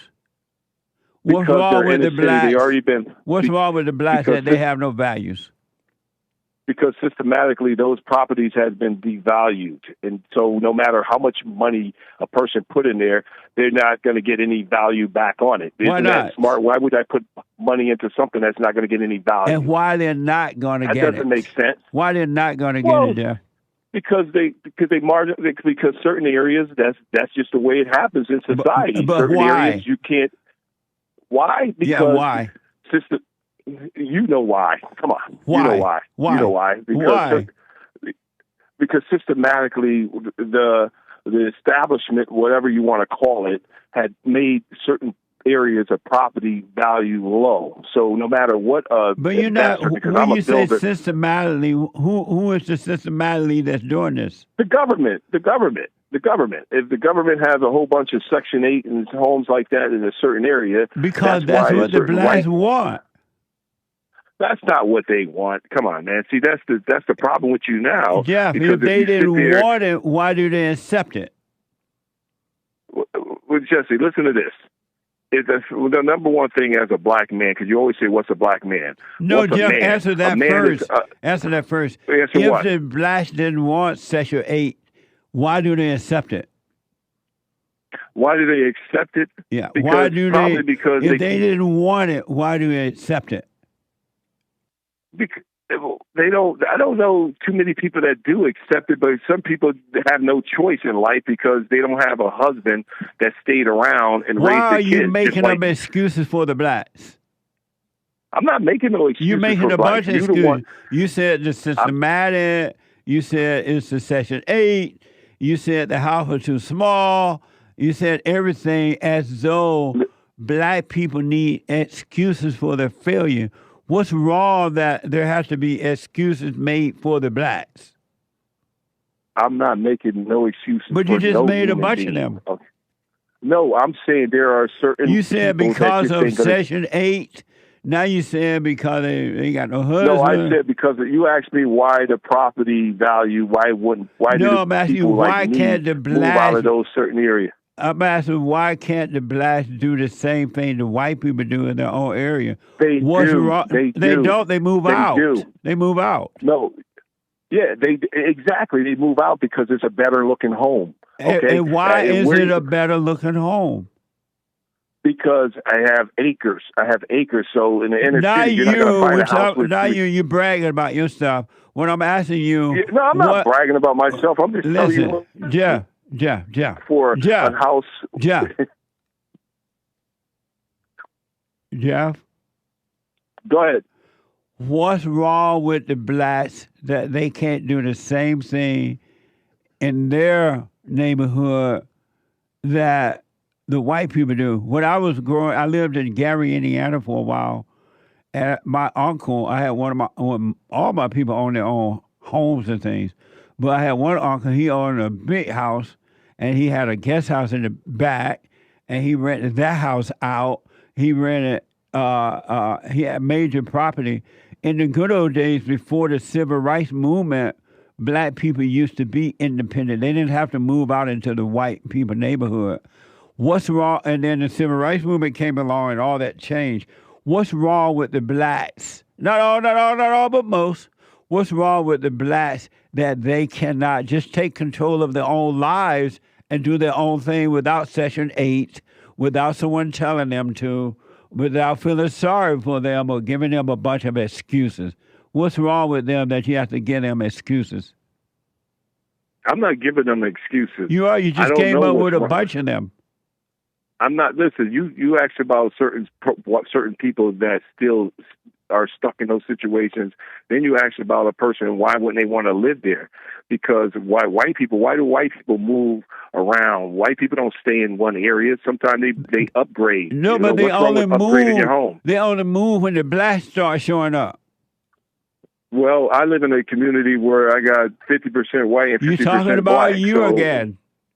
Exactly, because that's what I know. You I just don't know one what lifestyle person. I you're talking said about. not all, but most black people move out of the black community the moment they get enough money. Most black people leave. There is no effort to do what the white people do in their community. Why not? Because back in the 1950s, when you were growing up, you were broke, and so you were the one that created that Yeah, you was broke. What do you mean I was broke? I wasn't broke. Yeah, you grew up on a plantation, but so I you wasn't was broke. broke. You was living in a master's house. No, I wasn't. You was living in a master's house. Was you? Yes, you was. I was living in the white man's house. So why did you move? Why didn't you stay there and let the white man take care of you? Because you wanted to be independent, right? That's not why I moved. Another man doing that? Jeff, let me tell you why I moved. I moved because I wanted to go to Indiana. I wanted to go to California. I wanted to be out on my own and not staying at home and relying on somebody else. I moved because there were. And but that's exactly why black men That didn't have move. anything to do with what you said, because in those days there were no black ghettos, except for when they moved to Chicago and they started relying on the government. Jeff, thanks for your call. There's always been black ghettos. Thanks for your call, but you're making a bunch of excuses for the blacks. And as long as you're making excuses for them, they're never going to overcome. The worst thing you could do in life, Jeff, is make an excuse. An excuse? I'm never making an excuse for them. You're just But you just made them for the blacks. I'm not making no excuses for no blacks. You are. You had a bunch of them. All right, Jesse. But I appreciate your call, man. Call me again, all right? You will. I will. All right, buddy. Oh, amazing. 888-7753-77. Don't accept an excuse. And a person with an excuse is a loser. Excuse me, loser. Excuse me, I'm a loser. Excuse me, loser. Don't accept excuses, black. You can do it too. Really, you can do excuses keep you down. And don't let anybody make excuses for you. Let me go to first-time caller out of Ohio, KRISTY. What? KRISTY. Hello? Welcome to the show. You're on the air. Hi. I got a question, like with the family. My sister, she's the only family I have left. Everyone else is dead. And she's a bitch. Like, I've been trying to be nice to her, and, she's my only sister. She's the only one I have left. My brothers are dead. My dad is dead. I'm trying to be nice to her, and it's like, she went behind my back and sold my dad's house, trying to keep all the money. She's just being a bitch. How do I forgive her? Your mother's dead too? Yes. Everybody dead? Yeah, except me and her. You forgive her by not resenting her, by realizing the same angry spirit that is controlling you is controlling her. And so you forgive her by realizing she can't help herself, just as you can't help but be angry at her. So realize that, and don't try to be friends with her. Don't try to get along. You just live your life and let her live her own life, and don't be a part of it. Yes, but she's going to be homeless here soon because she sold my dad's house, and I know. But what she's going to do, she's going to try to come live with me, and she's going to, I don't know. Why I wish I could just let her go and not ever think of her again. You can't let her go if you start resenting her. The only reason you can't forget her is because you won't forgive her. I love her. I want to forgive her, but yeah, I don't know how. You don't love her because if you loved her, you wouldn't be resenting her. Just forget. You know how you can't help yourself but be angry and then now you're concerned that she's going to be homeless, and she's going to end up in your place, and you can't help but say yes when you really want to say no. You can't help that right now, right? Yeah. It's the same spirit in her. And so what you just realize, because it doesn't make sense that you would even think about her being homeless. Why do you care if she's going to be homeless when she doesn't care about it herself? Why do you care? That's a good question. And the answer? I don't know. And why are you saying, I know she's going to want to come live here? That's your home. Because I'm the only thing. Me and my kids are all she has. But you're not responsible for her or her life. Why are you? I'm not. I'm responsible for me and my kids. And so why are you taking on her responsibility? I don't know. I want to forgive her. She sold my dad's house behind my back. I don't care if she can keep the money. I care about none of that. I would like for her and I to be civil and have a sister relationship, Why do you even want that? You shouldn't even want that. That's why you're stuck. You don't want anything from her. You don't need anything from her. You don't want anything from her. And sister is just a name. It has no meaning. Why don't you drop your anger so you can be free of her?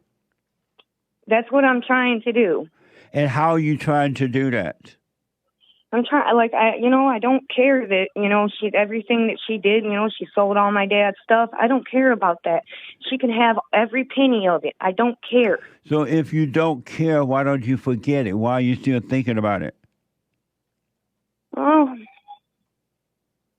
I want to forgive her. I want to, she's my sister. I want her in my life. But why do you want her in your life? That doesn't make sense either. Don't you have your own family? Yes, I do. So why do you want her in your life? Because, I don't know, because she's my sister. But that's not a reason to want her in your life. Why do you want her in your life? My kids used to have a relationship with her. They miss her. I ain't talked to her in about a year now. And, my kids, they ask every time I go to Michigan, they want to go to her house. And what do I tell my kids? Just say, no, we can't go to her house. We're not together anymore. We're not working things out. We're moving on. Just say no to them. Well, I do. But, it sucks to, they don't know why they can't go see their aunt. Well, they said because she got issues, and I don't want you guys to be around her at this time. And she does have issues. She has anger problems, and, she's my sister. I want to help her. I want God to help her. But is God helping her? I don't think so. And so she's not she doesn't believe in God. She doesn't believe in Jesus. She's not a very religious person. When my dad died, the only thing I wanted was our family Bible, and I got it in 3 pieces. And so if God is not helping her, and he could if he wanted to, right? Yes. So why are you concerned if he's not concerned? I don't know. You are your problem, not her. You got all these false wants and needs. She's my sister. I want to be this. I want to. You need to drop those and work on you and forget about her. Let her live her own life. And because if you let her back in your home, she's going to destroy your home. She will destroy your family and everything. It'll be your fault because you let her back in. And that I don't want, I would never risk my family, Well, then don't let her in. Don't give her any money. Don't do anything for her. If you love her, you will forgive her and let her go and live her own life and let her suffer. It's not your responsibility. You have no responsibility for her at all. Zero. You have no duty, nothing for her at all. Let her live her own life and wish her well. Okay. Well, thanks, Jesse. I will try my hardest to do that. What does your husband say about this? He says that, eventually me and her will be talking again and be back to being, sisters. Because we fought before. Me and my husband have been married for 15 years, and me and my sister have had fights before, but it's never been like this. Well, until you stop loving the thrills of being angry and fighting with your sister or anyone, you're never going to be free because the problem is not your sister. Your problems are your problems. Your anger is inside of you, and your sister has her anger inside of her, and you're not her problem, and she's not yours. It's just you're not looking at yourself and overcoming your issues so you can be free of her. And I want to do that. I don't want to, I want to not think of her I don't think of her all the time, but I don't want to think of her and have bad feelings and feel like I'm doing something wrong and, like I should be taking care of her and looking out for her. No, not at all. You shouldn't be doing anything for her but wishing her well, meaning don't resent her. She can't help herself, just as you can't help yourself with your anger. And that's why I'm calling. I want to let this go. I don't want to be mad. Let the anger go. Wish her well in your heart. Wish her well. Let the anger go, and the ideas about her will disappear as well. And you'll be free and live your life and let her go and live her life however she wants to live it. But don't be angry at her. Don't judge her. Thank you. And do not let her in your home. Oh, I can't. I won't. Yeah. But don't be angry at her either. Just stay away from her and let her go out and do whatever she wants to do to her own life. And don't let her problems become your problems. Okay.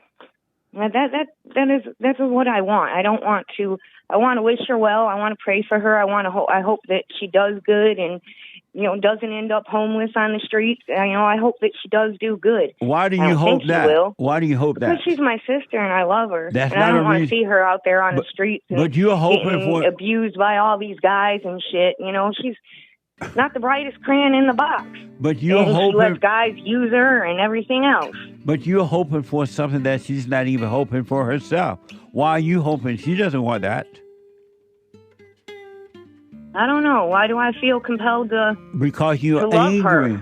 You don't love her. If you loved her, you would not be angry and let her just live her life. Love means letting go of. It's not meaning holding on to. Yeah, I guess that's my problem. I really want to. I do want to love her, and I do want to let her go. Drop the anger, KRISTY. Don't you hear me? Drop the anger. Then you would. Love is just simply not being angry. All right? Okay, thank you. You're welcome. I got to take a break. 2 more hours ago, hate news coming in, not the fake news. I'll be back in a moment.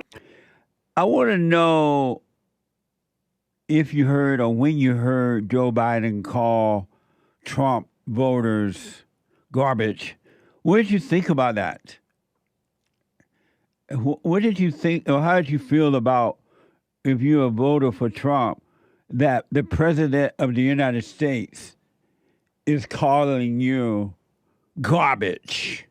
The voters, the man that's supposed to be working for you is calling you garbage. And last time Hillary Clinton called the voters, what did she call the voters? You remember that? Wait, who? Hillary. Deplorable? Deplorable. Deplorable. And now you're garbage if you voted for the Great White Hope. This is from Fox. President Biden went viral Tuesday night for commenting, disparaging Trump supporters, disparaging Trump supporters as garbage during a Harris campaign call. Watch this from Fox News. Donald Trump has no character. He doesn't give a damn about the Latino community. He's failed businessman. He only cares about the billionaire friends he has and accumulating wealth for those at the top. He says immigrants are poisoning the blood of our country. Give me a break. He wants to do away with the birthright citizenship. Who the hell has said that in the last 100 years? And just the other day, a speaker at his rally called Puerto Rico a floating island of garbage. Well, let me tell you something. I don't know the Puerto Rican that I know, or Puerto Rico where I'm in my home state of Delaware. They're good, decent, honorable people. The only garbage I see floating out there is his supporters. His demonization of Tina is unconscionable, and it's un-American. It's totally contrary to everything we've done, everything we've. Amazing. What do you think about that? He called you garbage. The president of the United States of America, the guy that you're paying to work for you. Isn't that amazing? Grandpa tell me about the good old days. The world gone crazy. He called you garbage. Well, according to X, Trump is informed live on stage that Joe Biden called his voters garbage. Yesterday during a rally in Pennsylvania. Watch this from PBS. Joe Biden stated that our supporters are garbage. He's talking about the Border Patrol. He's talking about nurses. He's talking about teachers. He's talking about everyday Americans who love their country and want to dream big again and support you, Mr. President. That's terrible. That's what it says.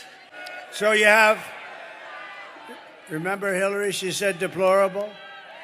And then she said irredeemable, right? But she said deplorable. That didn't work out. Garbage, I think, is worse, right? But he doesn't know. You have to please forgive him. Please forgive him. Yeah. For he not knoweth what he said. Amazing. First they say they love you, and then they attack you. If they can't get what they want from you by loving you, then they attack you. If they can't get what they want by saying they love you, they go personal. Because love and hate are the same in human nature. Love and hate is evil. It's evil.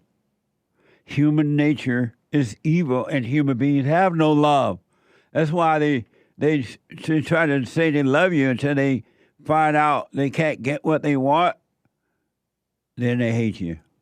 You're garbage to Joe Biden because you're not voting for him. Not that he love you. I guarantee you, if you say, oh, okay, I'll vote for you, now he love you. You're no longer garbage. And you'll believe now that you're not garbage because he said he love you.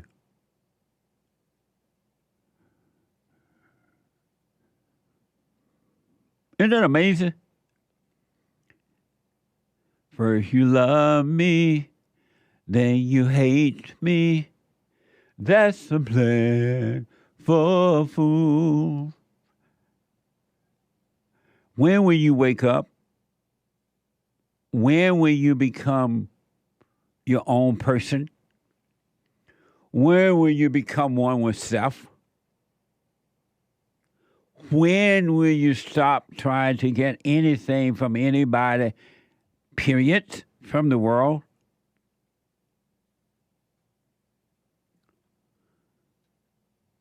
When?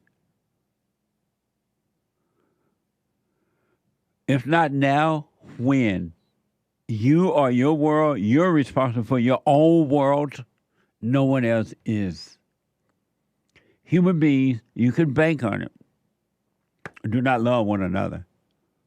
If human beings love one another, we will have peace on earth already. If human beings love one another, we will have peace right now on earth. It'll just be instant. There will be no hate. There will be peace on earth. No wars.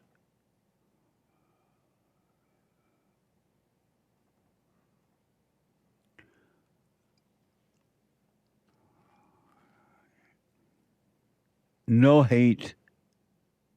No wars. It will be peace on earth. Joe Biden's heart is no different than yours or anyone who has not forgiven. I want to give you one quick example, and it's not by far the only example, what hate would do for you. Did you hear about this lady that went on this date apparently, and something went wrong, and the guy tried, according to the story, the guy allegedly tried to rape her, and she called 911, pretending that she was calling the, I guess, pizza place or somewhere, have some food delivered or something. She was trying to, pretend that she was trying to order a pizza. And then it's being reported that the person that tried to rape her was an illegal alien. Allegedly. It's from the New York Post. An illegal immigrant was allegedly caught in the act while trying to rape a Florida woman who had raised the alarm by calling 911 and pretending to order pizza, according to authorities. Watch this from Fox 10. Hey. He's trying to rape me. Can you help Get off her now. Chilling screams for help. Help me. Get off her now. Give us the channel. You're looking at the moments Volusia County deputies arrived on scene to find suspect Luis Moncayo Hernandez on top of the victim in a field behind a nursery. Don't you move. Don't you move. Come here, dear. Come here. You're good. We're good. We're here. We're here. Thank you, Lord. This all unfolding October 19th around 4 a.m. That's when Volusia County Sheriff Mike Chitwood says the woman called 911. When the dispatcher answered, she pretended to order a pizza, confirming she knew she was calling 911. She'd provide enough information to let them know she was in trouble and needed help. The victim in this case said she had known her assailant, that they had gone into the fernery to drink a couple drinks, alcoholic beverages, and that's all it was supposed to be. However, during this outing, he did a line of cocaine, and she said he did a 180, and he became extremely violent and wouldn't let her go and tried to rape her. The video, again, speaks for itself. Amazing. Well, that's due to your government. Your government opened up the gates and told the illegals to come on in. Y'all come on in now. You welcome. We're going to provide for you and everything. You can rape the women. And this, sorry, ladies, this is just the beginning of it. Really. Unless Trump get in and deport all these people, send them back to wherever they came from. Your government don't care that you're being raped? What the? You think Kamala Harris care a 2 cents that you're being raped? No, she doesn't. Because if she did, the borders would have been closed a long time ago.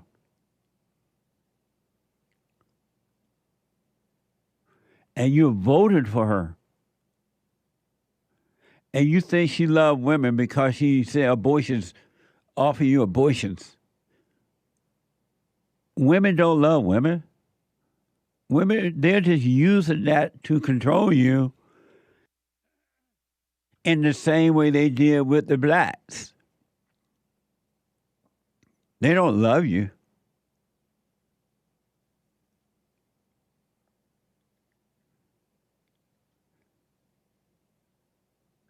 When will you think for yourself and live your own life? How can you trust the government that open the borders up and bring these people in from prisons, allow them to come in from prisons and everywhere around the world? They did this in Europe, and they started raping white women like nothing going north. And now it's happening in America. It's happening in South Africa. And yet you still vote for them. You get the government you deserve. Isn't that amazing? You get the government you deserve.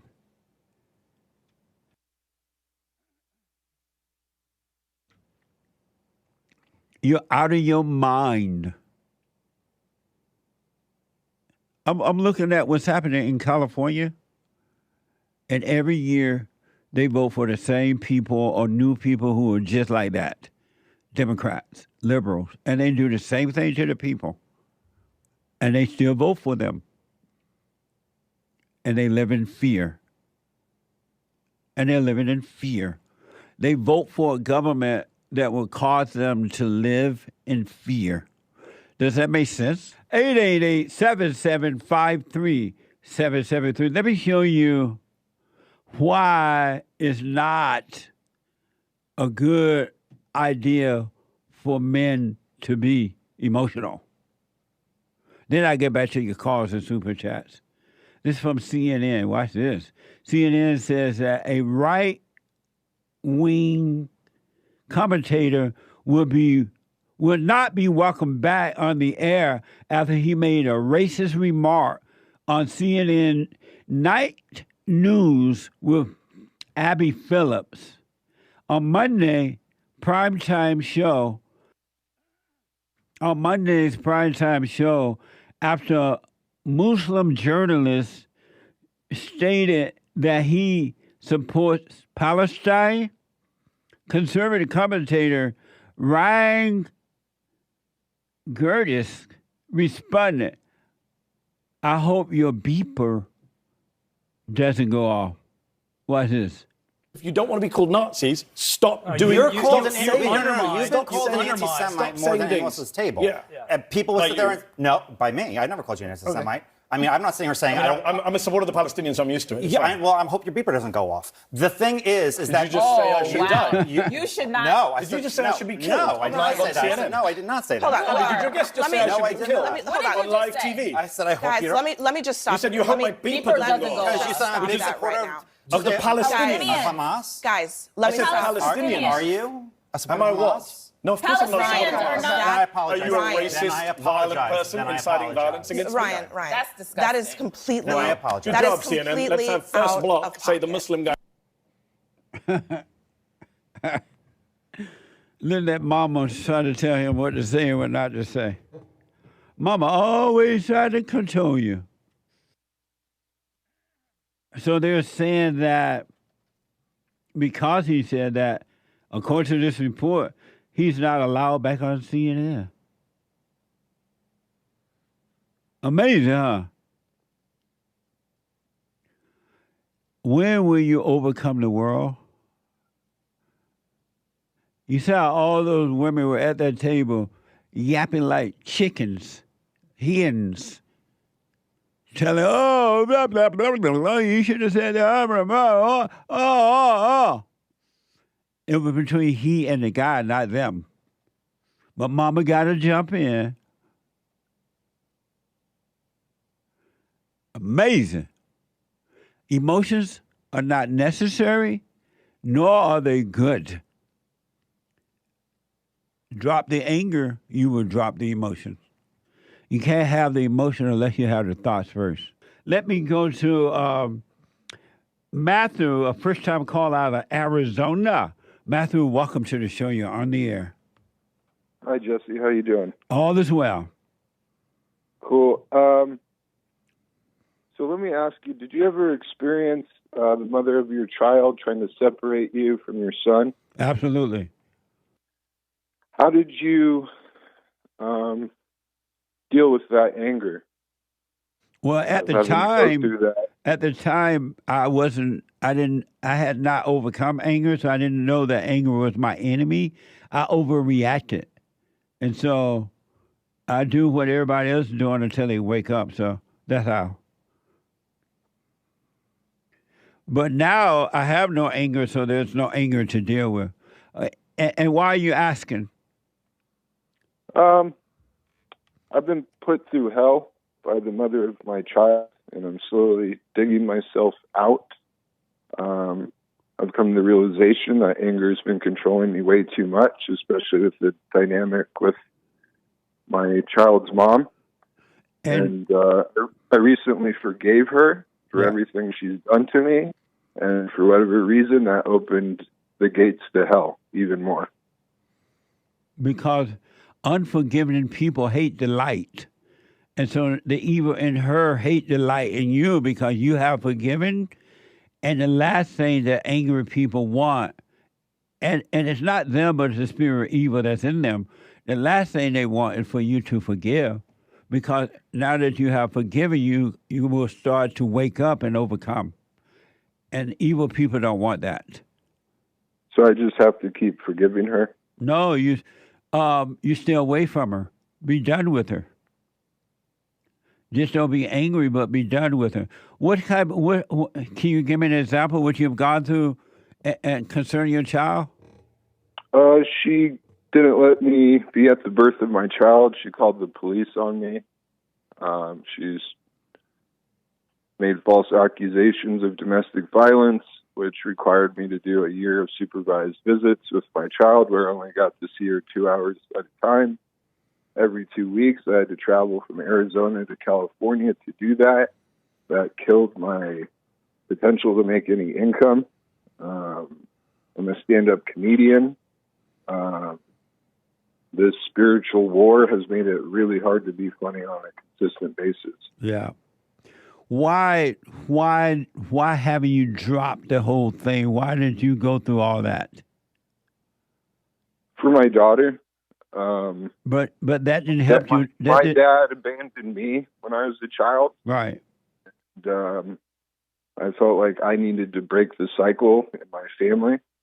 And I knew that my daughter would be in a hopeless situation if I left her alone with her mom. But that seemed like a battle well worth fighting for. But you only made it worse because knowing that your daughter meant so much to you made her mother destroy your daughter as well, try to get back at you. So what you did not help the daughter at all. It did nothing for the daughter. It only gave false life to her mother because it gave the mother a chance to control you. How do I help my daughter from moving forward from this juncture that I'm at now? By letting it go. Drop it, let her go, let the mother have her, you move on and work on your life and let God's will be done. You're not supposed to allow your daughter, your wife, your girlfriend, your mama, your daddy, your brother, your sister, your so-called friends, your money, your house, or anything to be that important to you that you will fight for it. You're not supposed to fight for anything. It becomes your God when you fight for it, and it will destroy you. And there's no love in that at all. But when you can let it go, then you'll be fine. You have love. Okay. You should just let her go. Let the mother keep her. You made it out of wedlock or something? Yeah. Yeah. Let the mother keep her, even if you have been married, but let the mother keep her and you move on. Stop all communication. Be water, like Bruce Lee said. Yeah, be water. But you got to let it go because you're hurting yourself and you're giving this woman a thrill. It's keeping the evil alive in her to control you. She get a thrill when she get a reaction from you. And you're not showing your daughter any love at all by fighting for her. You're not showing love at all. You're showing weakness. Why is that? Because I'm fearful that she'll end up like her mother, evil.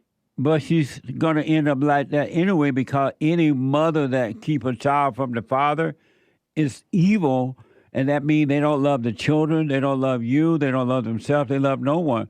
So even if you were married to this woman, she would destroy your child. What about the fact that children raised in single-father homes have the same outcome as kids raised in homes with two parents? What do you mean by that? In terms of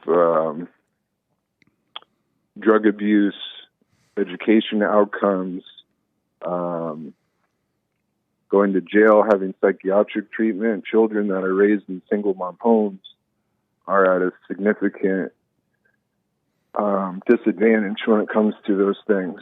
But if they're raised in a home with just the father, it's basically the same outcome as if they were raised by the mom and the dad. And I believe that goes to what you're talking about, is that the father is the light. Yeah, the father, the mother nature is evil. In her, there is no love. She only had hatred to pass down to the children.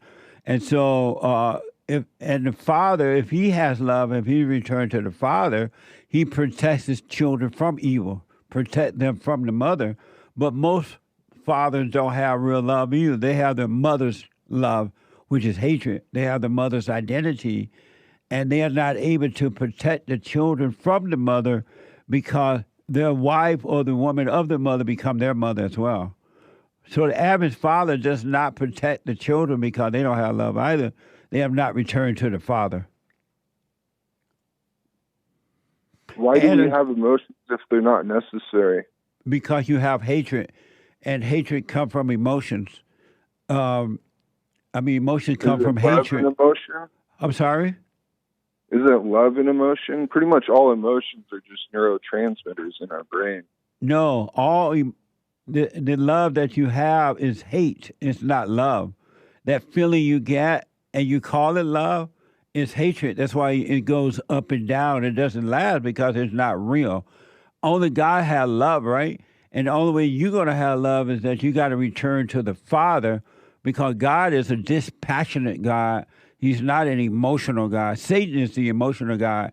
And anyone who has emotion is worshiping evil. Satan is a God.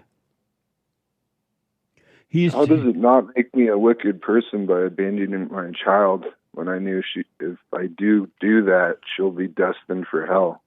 She's that destined for like a righteous thing to do. She was destined for hell anyway. You can't stop that.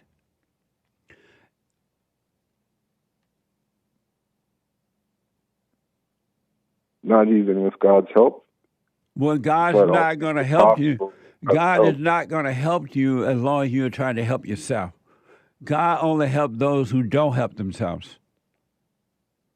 You're playing God because you're fighting for your daughter, and it's only ego. You're fighting for ego reasons. You tell yourself, oh, I love my daughter.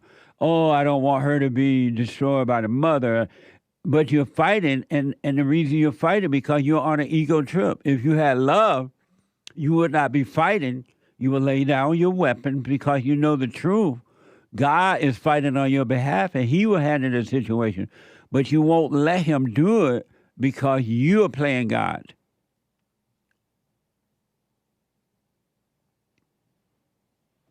I respect your opinion. I appreciate your insight, but I can't help but feel that's the coward's way out. I understand. And you're fight a spiritual battle. I'm sorry? I don't see that. Men are put on here, good men like myself, are put on earth to battle Satan. And if we just tuck our tail and be like, here's the white flag, what the fuck is the point?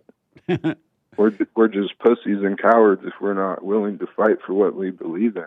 And so that would be my argument to your argument. Right. One point I do want to make, that children are better. The last question, just to No, wrap hold this on, up, hold on. That thought. Peterson. Hold on, that thought. Matthew, hold on for a minute. The point you made, the children are better off with the father. Let's say that there's a separation between the mother and the father, right? Mm-hmm. The children are better off with the father than they are with the mother, for sure. Let's say the child had to live. The child had to live with one parent. The father should be the choice. In the good old days, when boys were boys and men were men, fathers, when there was separation, the children were given to the father because in those days they understood the spirit of things, and they knew that the children were better with the father than they are with the mother. So I'll end this conversation with one last question. Are you familiar with Jordan Peterson's lecture on men should be monsters and his interpretation that the meek shall inherit the earth? Yeah, but I haven't spoken to him about it. I don't know where he's coming from with that. I want to ask you, though, you said that men are supposed to do something unless otherwise they put their tails between their legs and run or something. What did you say about that? Good. There is a battle here between good and evil on this earth. Right. I believe the devil, for the most part, runs this earth, this realm. And I believe God appoints certain people, mostly good men, to battle this evil. And did you call yourself a good man? Good men, for instance, like Donald Trump, don't fight for something they believe in, the devil will win by a landslide. And so for me, it's worth keeping the fight, because fuck Satan. Well, don't be cursing. We have kids listening. Where is, and you're right, there is a spiritual battle on this earth. Where is that battle happening? Inside ourselves. Right. In our mind. Right. And do you think God want you to fight your battle, or does he want you to give up and let him fight it? He wants you to submit. And why don't you do that then, rather than try to act like you're a good man and fight your own battle? I think it's a balance between knowing when to hold them and knowing when to fold them. Well, did he say? Did he make up that, or you made that up? Different, and we have to ask God to show us His will and some insight, so we can know where to go at that fork in the road, because it's going to be different each time. Where are you getting that from? Well, life puts you in particular quagmires or forks in the road. And where are you getting that idea from, though? Life. But There's life. Times where I'm put in a position where I have to make a tough decision, and that decision is going to steer my life in one direction or another. And I believe. But you don't make decisions. Yes, I do. I have a free will. God gave me a free will to make decisions for good or bad. So why do you believe do that? The only way for me to know what's good or bad is to have a clear state of mind. Where did you get the idea? Where did you get the idea that God gave you a free will?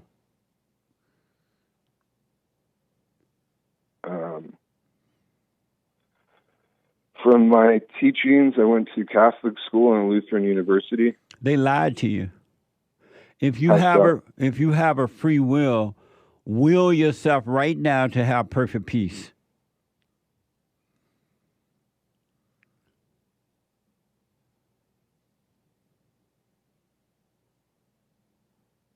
So to me, I say the Serenity Prayer. Will yourself right now, waiting. Go to God. Will yourself right now to have perfect peace if you have a free will. Or will yourself to never have that negative, angry thought.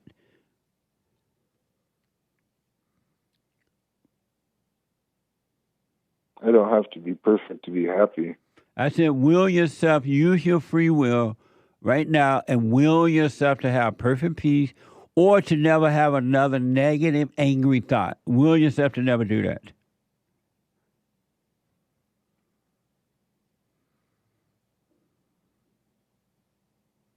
Can't help but wonder if you're being sarcastic or not. No, I'm not. I'm waiting. You said you have a free will, right? Given to you by God, right? Yes, sir. Shouldn't you be able to will yourself to never have another negative or angry thought? If I rely on God and not myself. But if you have a free will, you don't need God to do it. Use your will. Well, I have to use my will to rely on God instead of myself. No, you don't have a will. And you're not relying on God if you're fighting with someone for your child. You're not relying on God. You're relying on someone else or something else. Because if you relied on God... I respectfully disagree with that point. I don't understand the logic. I'm not following the deductive reasoning. If you relied on God, you would lay your weapon down and let His will be done and not yours.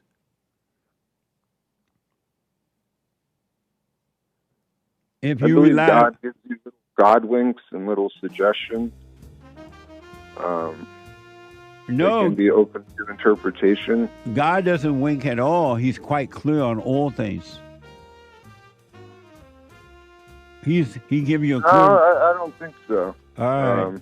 Thank These you, things Matthew. open to interpretation, and then you have the will. All act right. on that. I got to run. Thank you, buddy. The Church of Chess is now open on D-Line. Back in a quick moment. I want to share something really fast. This is so deep. This is like deep, deep, deep, deep. Deeper than deep, deep, deep. And I highly recommend that you buy this book by Booker T. Washington. Booker T. Washington was, in the good old days, there were so many wise men around, it wasn't funny. They were everywhere. Booker T. Washington was one of them. So get Up From Slavery by Booker T. You'll love it.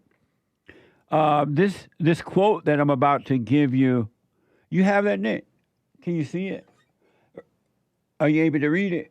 I am, in fact. This is a quote from Booker T. Up From Slavery book. Amazing. Just smart. Up From Slavery. Here it is. Booker T. Washington. I would permit no man, no matter what his color might be, to narrow and degrade my soul by making me hate him. That's deep. Repeat that. I would permit no man, no matter what his color might be, to narrow and degrade my soul by making me hate him. That is so deep, I don't know what to do. I know. That's from the good old days. When I was growing up, we knew not to hate. Don't hate. Treat people the way you would like to be treated. It didn't matter the color. Black people knew that in those days. Booker T was black. He was black. And he knew that in those days. And he was a slave, no? And he was born in slavery, not like in it. I heard Derek His family was sold. I heard Derek out there talking about the book, and he said that I believe he remembers this quote was from, and I don't, correct me if I'm wrong, but he was denied staying somewhere for the night because he was black. And he said this. He said, I would permit no man to narrow and degrade my soul by making me hate him. So even though he wasn't treated, he was treated a certain way, he didn't go to racism, hateful. He said, no, I can't let my soul be degraded. Booker T hated no man, no one. You degrade your own soul when you hate. You are of your father, the devil. You're pure evil. You can't be trusted when you have anger. It's just the way it is. Accept it. It's up to you. Booker T was absolutely right. One more I got another one. One more quote from Up From Slavery. The thing to do when one feels sure that he has said or done the right thing and is condemned is to stand still and keep quiet. If he is right, time will show it. Amazing. Isn't that amazing? Wow. Again, one more time. The thing to do when one feels sure that he has said or done the right thing and is condemned is to stand still and keep quiet. If he is right, time will show it. Be still and know. Really. You are your own world. When will you become one with you? And let the world go. Let everybody else just live and think and believe and feel what they want to. Don't make their issues your issues. You live a life of love, let them live a life of hate. You don't see God interfering, right? Manhood hour. I want to show you this really fast. It's interesting. Some of you might be aware now, some might not. It's possible, I guess, that Joe Biden called Trump supporters trash, garbage. garbage. Isn't that amazing? And when he said it, I'm looking at this guy, and you can see that in him there's no love. No love. But when I heard him say it, or saw him say it, or looked like he was saying it, it sounded like it to me, I thought that, I realized that these people are desperate to win. They want to stay in power by any means necessary.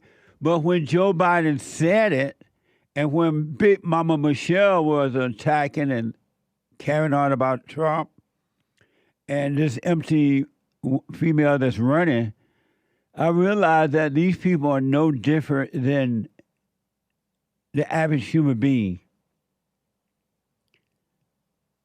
I want you to smoke on this.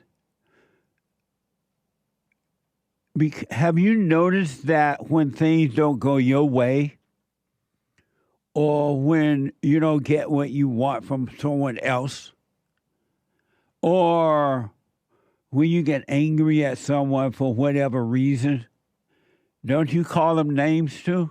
Don't you personally attack? Don't you go into an animal-like fighting mode? And when you saw this with Joe Biden, did it remind you of yourself? Or did you just say, oh, this is just a Democrat and it's just a political thing? Or did you realize it's all human beings, except for the few who are working on themselves now to overcome? Did you realize, wow, Joe Biden no different than me? I'm no different than Joe Biden. That's how I attack people. That's how I try to hurt people. Did you notice that about yourself? Or did you just assume it was Joe Biden and you judged him and felt good about your mess? I'm just wondering out loud. Did you pay attention to that? According to Sky News, so Donald Trump heard about it. And Donald Trump has sensationally spoken from inside a garbage truck as he took aim at Joe Biden following recent insulting comments delivered by the U.S. president. A lot. Watch this from Fox. How do you like my garbage truck?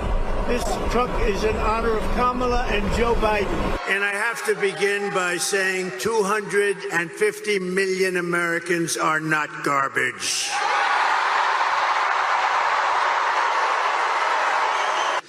Joe Biden's comments were the direct result of Kamala's decision to portray everyone who isn't voting for her, which is a lot of people, as evil and subhuman.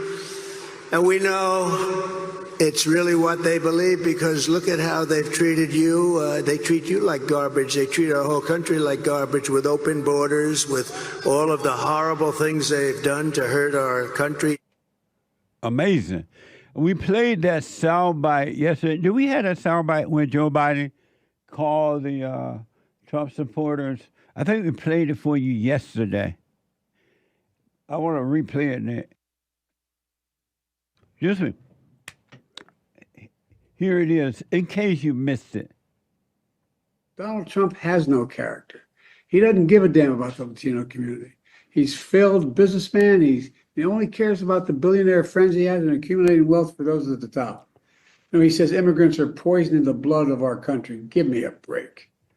He wants to do away with the birthright citizenship. Who the hell has said that in the last 100 years? And just the other day, a speaker at his rally called Puerto Rico a floating island of garbage. Well, let me tell you something. I don't know the Puerto Rican that I know, or Puerto Rico where I'm in my home state of Delaware. They're good, decent, honorable people. The only garbage I see floating out there is his supporters. His demonization of Latinos is unconscionable, and it's un-American. It's totally contrary to everything we've done, everything we've. And so a lot of people are wondering, how did Joe Biden get a laptop? Who set the laptop up for him? Some people are thinking that Joe is still mad at the fact that they took him out of the game. and just put empty Camilla there. And Joe is still ticked about that. But do you see yourself in Joe Biden? Don't you do the same thing to other people? It's not just a Democrat thing, it's an evil heart thing. What these people are doing in attacking Joe Biden, President Trump and his supporters, it's the same thing you do in your own life. You attack other human beings, and you feel good about it because it makes you feel that you're okay. It's all the heart, folks. I want you to see that so you can look at yourself and maybe overcome. Those that want to overcome it, I do know that most people don't want to, and but it's this political battle that's happening right now to keep the White House is very, very interesting. It is bringing out and showing all human beings. But if you're just looking at it in a political way and just thinking your side is right, this side is wrong, and vice versa, they think your side is wrong, they're right, you're just going to see it as that, and you're not going to see yourself. You don't just disagree with President Trump and President Trump supporters, you hate them. Or you don't just disagree with Kamala Harris or Joe Biden and his supporters, you hate them. You have taken politics like a personal identity for you. And somebody is messing with your false identity and you don't like it. It's interesting to see that, but it's every human being, except for those who started to wake up by forgiving, dropping the anger, and overcoming that nature. But it's every human being. That's why you can't trust human beings. So what Joe Biden said about Trump is what every human being does. If you want something really bad and you're not getting it, you attack. Even in husband and wife, boyfriend, girlfriend relationship, don't you attack one another when it doesn't go your way? You attack. You don't just walk away from it, or you don't express yourself without personal judgment. It's a spiritual battle, folks, and it playing out alive and well in this election time. When some people are saying that the White House says that President Biden did not call Trump supporter garbage, even though you just heard it. You just heard it, right? You saw him, you heard it.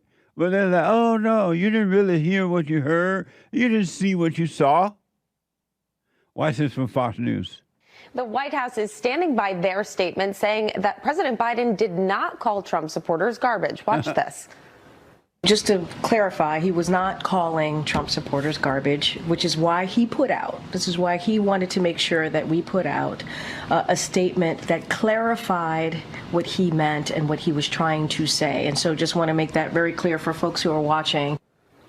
House Oversight Committee Chairman James Comer and House GOP Conference Chair Elise Stefanik are now accusing the White House of releasing an inaccurate transcript of Biden's remarks. So the White House transcript added an apostrophe to the word supporters to indicate that Biden was calling the joke made by a comedian during Trump's Madison Square Garden rally garbage and not his supporters overall. But House Republicans are not buying that explanation. They say, quote, instead of apologizing or clarifying President Biden's words, the White House instead sought to change them, despite them being recorded on video, by releasing a false transcript of his remarks. White House staff cannot rewrite the words of the President of the United States to be more politically on message. So now Comer and Stefanik are warning that White House officials may be in violation of the Presidential Records Act, and they are now demanding the White House correct that transcript. Guys. Amazing. Amazing, huh? You know what the Great White Hope said about it? Forgive him. Forgive Joe Biden. He know not what he's doing. He know not what he said. Forgive him. And the president is just moving on. He's on that narrow path. And he's untouched by what Joe Biden said.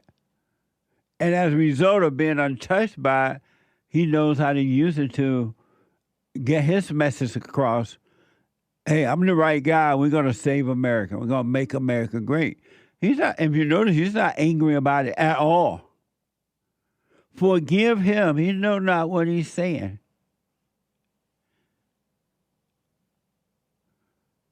The average person would never say forgive them. They know not what they do. It's so interesting to see this and to watch it at a distance, meaning like keeping a little space. And if you were paying attention to you, you'll be shocked that you're no different. All the personal attacks, the name calling, the joy of seeing someone else suffer. It's you. It's every man and every woman. Human beings are evil. And you're not just happy to win this thing because you want to make this country better. It's an emotional, personal thing for you. You want to bring pain to your enemy. At least you think your enemy. What a mess. When will you wake up? When will you become one with yourself? If not now, when? It's just an election. And it's important in that we need the right man in there, of course. And in my opinion, it's the great white hope, Donald Trump. But it's all personal. I see people at the gym fighting with one another.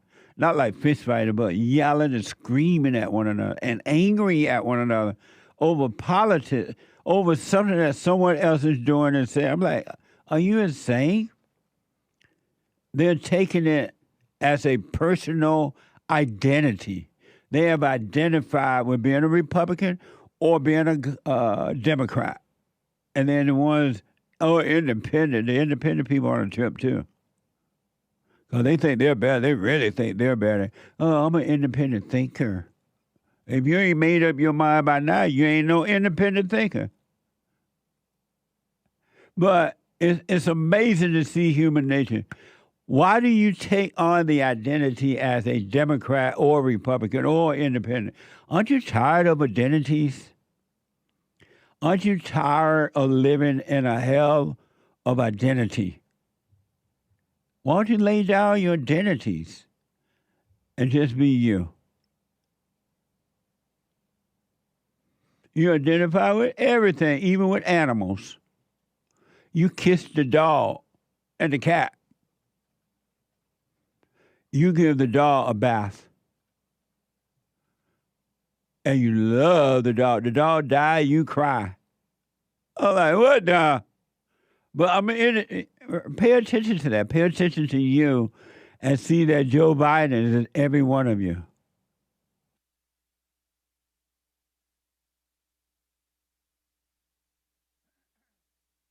He's every one of you.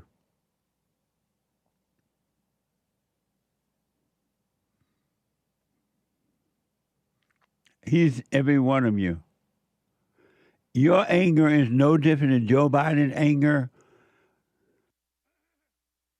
or no different than the Democrats toward the Republican and Republicans toward Democrats.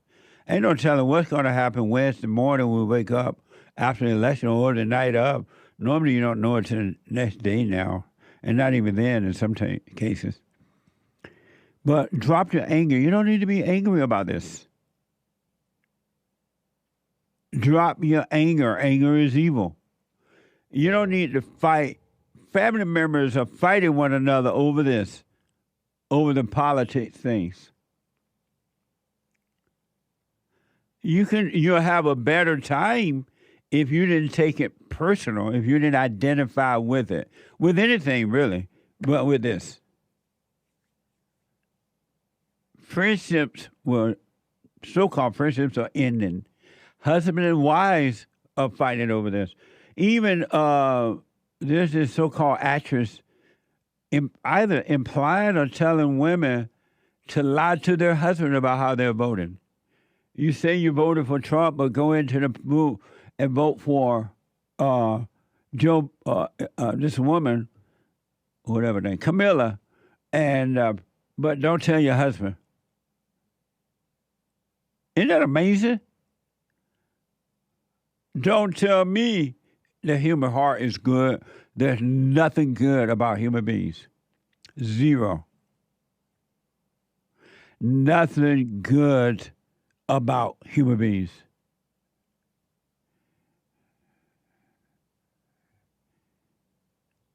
Amazing. And Trump is an interesting guy in that Trump is being led, it appears, Trump is being led by a different spirit that even his supporters don't recognize. They know something is different about him, but they don't know what. It's amazing to see in a big way how Trump is dealing with the issues of life. It is absolutely mind-blowing. And you can do the same if you drop your anger. One other quick thing I want to show you. So, and all this is part of the ego too. It's the same. It's no different than this political race that's happening now. It's all ego and it's all evil. Are you telling me that you can't enjoy a team winning unless you burn down the city? Unless you destroy other people's property? Unless you break into stores and steal the stuff? If that's how you celebrate winning a stupid game, it's no different than politics, what's happening right now. It's the same spirit. It's evil. You get a thrill out of hurting one another in one form or another. The people who are doing what I'm about to show you, they getting a thrill from it. They don't care what pain they bring up on the owner of the store. So according to this report, KTLA 5, as Dodgers fans took to the street of Los Angeles to celebrate the team's World Series win Wednesday night, a few criminals took advantage of the moment by looting stores. In one case, setting an empty bus on fire in the Echo Park neighborhood. Watch this from KTLA 5.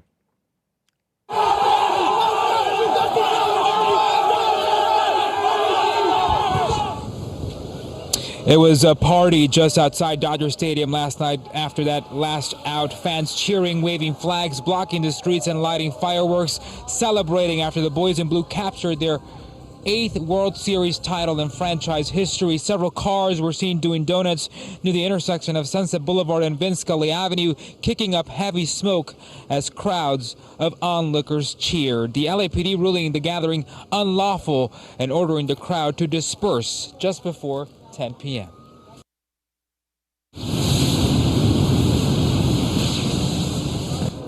Just a short distance from Dodger Stadium, a hostile crowd set an MTA bus on fire near the intersection of Sunset Boulevard and Echo Park. It happened shortly after midnight in the midst of those street celebrations. Fans were seen climbing on top of that bus, which police say was also tagged before it burst into flames. Investigators say no one was injured there. LAPD officers were seen in riot gear as they clashed with a large group of fans who took over the area. And at one point, officers deployed foam bullets in unsuccessful attempts to disperse the crowd. It was just after midnight when the group left the area. This morning, some fans say they don't support those violent celebrations that are putting others in danger. They're urging crowds to celebrate responsibly and anxiously looking forward to tomorrow's parade. Amazing. In one soundbite, they showed people looting the stores, a couple stores, running out with boxes of stuff. It wasn't in that soundbite, but they show you that. You still think that emotions are good? Do you still believe that emotions are normal? This is all thrill.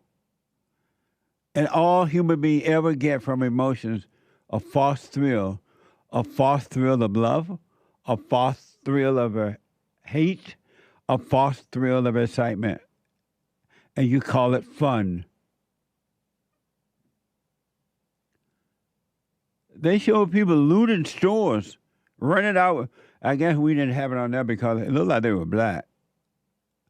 But isn't that amazing? Look what they're doing to the city over a dumb game. And then when all this is over, when they're done burning everything, they go home at night after all this and they cry. And they feel lost. They're home now and the thrill is gone and reality is setting in. Now they feel lonely. Now they feel lost. They're not feeling that same excitement. They're feeling reality now. What do I do? It was excitement. It's a thrill to set the bus on fire and jump aboard the bus, and they have all the other thrill seekers with them. And then when it was done, they go home and cry. What a sad way to live, huh? And what's even worse about it, in my country, they promote emotions. Oh, cry. Let everybody cry. You're supposed to cry. It's human nature. Feel good. You're supposed to be feeling good. It's human nature. They're pushing evil and calling it good. And this is what you get. Those kids, not kids, but people that were doing that, burning and looting and carrying on, they're no different than the husband and the wife that fights. I want to quickly show you what happens, at least one thing that happens when you put women in so-called leadership positions. Leadership positions. You know what I don't understand, and I do understand it, but there's this outcry about transgender men playing in women's sports, but there's no outcry that women play in men's sport, about women playing in men's sport. And I always ask my guests on different shows, are you okay with men playing in women's sport? And they're like, no. That should not be. Why? And I ask, why? Because they're stronger, they're faster, the woman can't do it. I'm like, oh, okay. Are you okay? Should women play in men's sport? And they're like, yeah, that's fine. But what's the difference? If it's a man, are you saying the man not as strong when women are playing in their sport as they are when men are playing in women's sport? I don't get that. How come one is not and the other one is when they're both the same? I want to give you an example of what happens when you allow women to get into leadership positions. And it's not your fault, ladies. It just wasn't, you weren't created to lead. You were created to follow. You were not created to lead. All right? I want you to show you what happens when you allow it to happen. This is from WGN News. Self-proclaimed super mayor Tiffany Henyard is taking her threats against opponents to a new level, threatening them with arrest. In case you don't know who Tiffany is, here's an example from WGN News. Watch this. Okay, guys, we do not have a quorum, so we will not be having a board meeting this evening. One of Tiffany Henyard's allies resigned, another has turned on her and refused to attend last night's Thornton Township meeting. It's a similar story in the village of Dalton, where a majority of trustees oppose the self-proclaimed super mayor. Because all this point the finger to Tiffany or allow me, I'm over it. Now it's time for me to speak. Henyard spent an hour and a half on Facebook Live after the meeting, making a series of claims. It's a power grab. That's it. Power and money grab. For more than a year, Henyard has fiercely fought against her critics. Y'all are black, and y'all sitting up here beating and attacking on a black woman that's in power. Y'all should be ashamed of yourselves. She's promised but so far failed to fully explain spending more than 100,000 taxpayer dollars on first-class travel for herself and her allies, public money that went to her now-defunct namesake cancer charity, and expensive events with flown-in celebrities that cost more than $80,000, all of it exposed by WGN Investigates. What a mess. It's power grab for money. Amazing. She also claimed her opponent corrupt, and she's also facing an eviction lawsuit. Watch this from WGN. But now she's taking her fight further, claiming without evidence her opponents are corrupt. I will be seeking arrests for individuals involved. I will be pressing charges. It's a lot. And that's just me telling you a little bit. As Henyard's grip on power loosens, she's also facing an eviction lawsuit. I think that in her mind, she feels like she's untouchable, which is a problem. Landlord Janetta Hull describes herself as a longtime friend of the Henyard family in Dalton, but notes Tiffany and her boyfriend, who makes $100,000 working for the township, make good money while refusing to pay rent. What a mess. How would you like to live in that town? A mess. I told you my country is gone. It's gone. But in spite of all the hell that's going on around you, you can be fine. You can have an amazing life. You got to drop your anger. And for those who believe that anger is necessary and you want to hold on to it and you need it and you believe Jesus was angry, hold on to your anger. See how far it gets you. Hold on to it. God is not going to force you to overcome, and neither will I. Will not force you to overcome. 888-7753-773. But for those men and women who do want to be free, go and forgive. Forgive your mothers. You got to forgive mama. Don't let the devil convince you that mama was not a problem. Forgive, and you shall be forgiven. All right? But if you love your misery, stay in it. You love your evil hearts. You love trying to hurt others. You get a thrill from it. Fine, I wish you well. But for those who don't, you can overcome misery. Really. But you got to work on you. You are responsible for you. No one else is. Let me go to Todd out of Minnesota. Let's see here. Todd, welcome to the show. You're on the air. You. Hey, Todd. Yes, good morning. Can you hear me, Jesse? Go ahead. Good morning.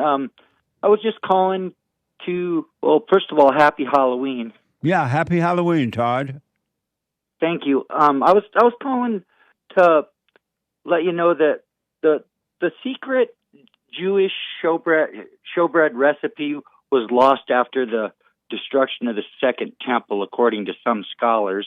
And I've recently, rediscovered the secret Jewish bread recipe through my research in the Torah, which is the first 5 books of the Bible, and encoded in that and infused into the Torah is the sacred knowledge about the ingredients in the secret bread recipe. It's the same bread that Christ broke at the Last Supper that's going to set humanity free from their sin. And we can overcome our sin with this bread. And I've recently rediscovered the ingredients, and they are hash-infused olive oil and dried psilocybin mushroom fine flour. And they mingled the dried psilocybin mushroom fine flour with the wheat flour and with the hash-infused oil, and then the hyper spiritual synergistic effects of the edible hash and the psilocybin mushrooms is how they access the divine presence of the Holy Spirit of the one true God of Abraham, Isaac, and Jacob. Are you Jewish? I don't know what I am, I don't know what I am, Jesse. But if I was to call myself something, I would have to call myself Jewish. Yes, but I don't. You know, I don't go to a Jewish synagogue. I don't hang out with other Jews or anything. I grew up actually a Christian, and Jesus was a Jew actually. Are you saying that? Well, he wasn't a Christian. Are you saying that the Jews? Are you saying that the Jews put drugs in their bread?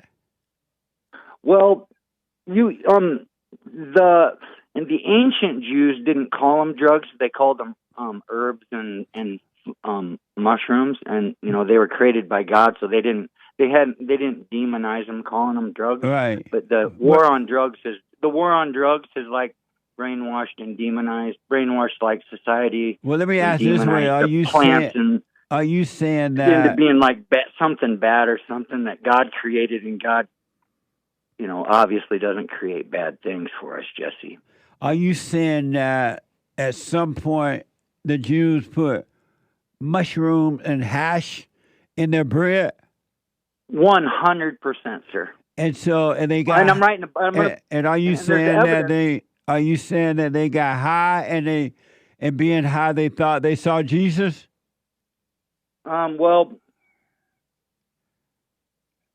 not Jesus. Not Jesus, but the actually God, the one true God of Abraham, Isaac, and Jacob. And so once they put this mushroom and hash, according to you, if I'm reading you right, you're saying that the Jews put mushroom and hash in their bread and they got high and they thought they saw God? I'm saying that there's evidence in the Torah that there's that they made their bread with hash infused olive oil and psilocybin mushroom. I understand that you're saying that. I understand that you're saying that, but what I'm trying to ask, when they put this, according to you, when they put this stuff in their bread, they got high and they thought they saw God, or they had a relationship with God? They accessed the Holy Spirit to pray in the divine presence when they would partake in the sacred bread, yes. That's amazing. Thank you. I've never heard that before. Thank you, buddy. I got to move on because of time here. Tony, a first-time caller out of, did you hear that Jews put hash and mushroom in their bread? They got high and thought they saw God. Only from TODD from Minnesota. Oh, you heard that before from him? Uh-huh. Really? Yeah, he's called in before and said the same, roughly. Oh, so no, you've never heard it before? Not outside of him. But that doesn't mean that other people haven't said it. Right. Yeah. Right.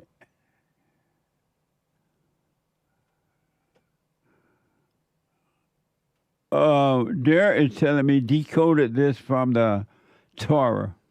Yeah. What? Well, I'm not saying it. I don't know. I've never heard that before. But I do know that there are people who take drugs, whether pot or mushroom or whatever, and they think they see God. People also feel very spiritual when they do other things like have sex and stuff. Yeah. They feel spiritual. I remember I interviewed someone on the Father State recently. I forgot who. That Johnny Chong. Tommy Chong? Tommy Chong. And Tommy told me that, you know that burning bush that he went up on the mountain and he saw the burning bush? That was pot. I'm like, what? Moses spoke to the pot, the burning pot in the bush. Oh, God. What a mess. That's why I love Jesus, y'all. That's right. With that good old pot, everybody loves Jesus.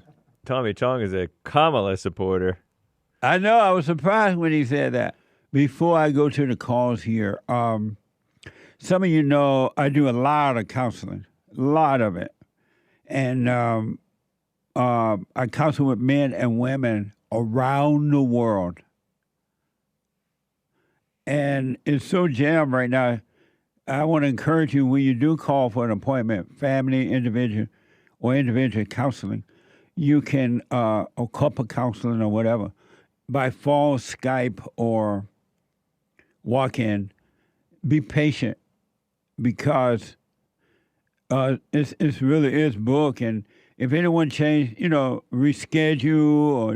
or decide not to do it, my office will let you know.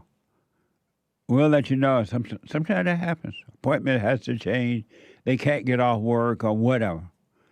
So, but if you want counseling, go to rebuildingtheman.com, rebuildingtheman.com, or you can call 800-411-BOND, 800-411-2663 to set up an appointment.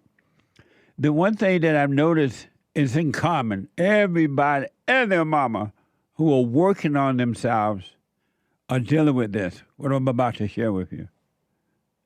They're dealing with it because when you first wake up, you get that little light and you get that little taste of freedom because you've gone and forgiven. You're learning to be present, be still. This is for men and women. Maybe even especially women, but men too. When you first wake up, you want to tell everybody about it. You want to tell your family, your husband, your wife, your children, your so-called friends, hey, forgive, go forgive, right? Or listen to Jesse. And you in your mind, you really want to help people, so you kind of share your quote-unquote testimony of waking up. And then you find later that even in your own family, blood family, is in the blood, you find that your family members have turned on you. You find that your friends, your husband or your wife or your church have turned on you, and they have formed an army against you in some cases. And so now you feel all alone. You feel like I've lost everybody. I lost everything. I lost everyone. I'm by myself, Jesse, they say. And they start to freak out. They feel bad. They feel worried. They feel lonely. They feel whatever. And they try to get back into the family circle or back into the husband-wife circle, but still it doesn't work. They just don't fit in because now they have seen the truth a little bit because you haven't seen all of it, but a little bit. And you can't really fit back in. And so now you're lonely. And then you start to hear rumors about yourself from your friends and other people. They're putting you down.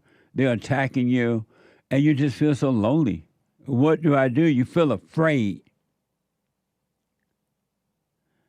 And some people, I was talking to some ladies yesterday at different times during the counseling thing. And they felt lonely and lost and scared and embarrassed because they shared some stuff with others and all that kind of stuff, right? And they're like, oh, I'm just afraid now. And what do I do, they say. The lady's taking really hard.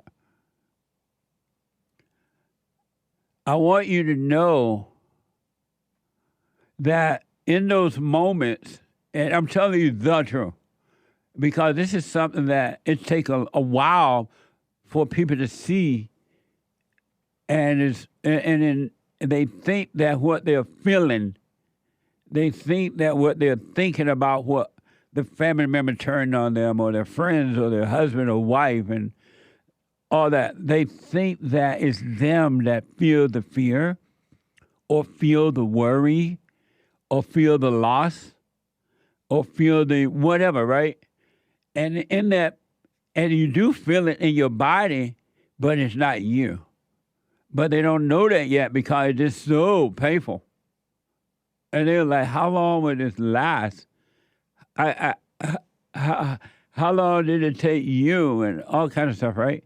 Because they're so identified with this thing, and they are so hurt by this, what seemed to be a loss of family, friends, and husband, wife, whatever, that they cry and they want to turn back.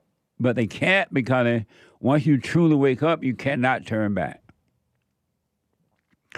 So what I want to say to you, to encourage you, hopefully, is to the fear pain that you feel, the sense of loss pain that you feel, that you lost your family, you lost your friends, you're all alone. The thoughts of worry and insecurity and all that emotions that you feel. I want you to know that that's where you want to be.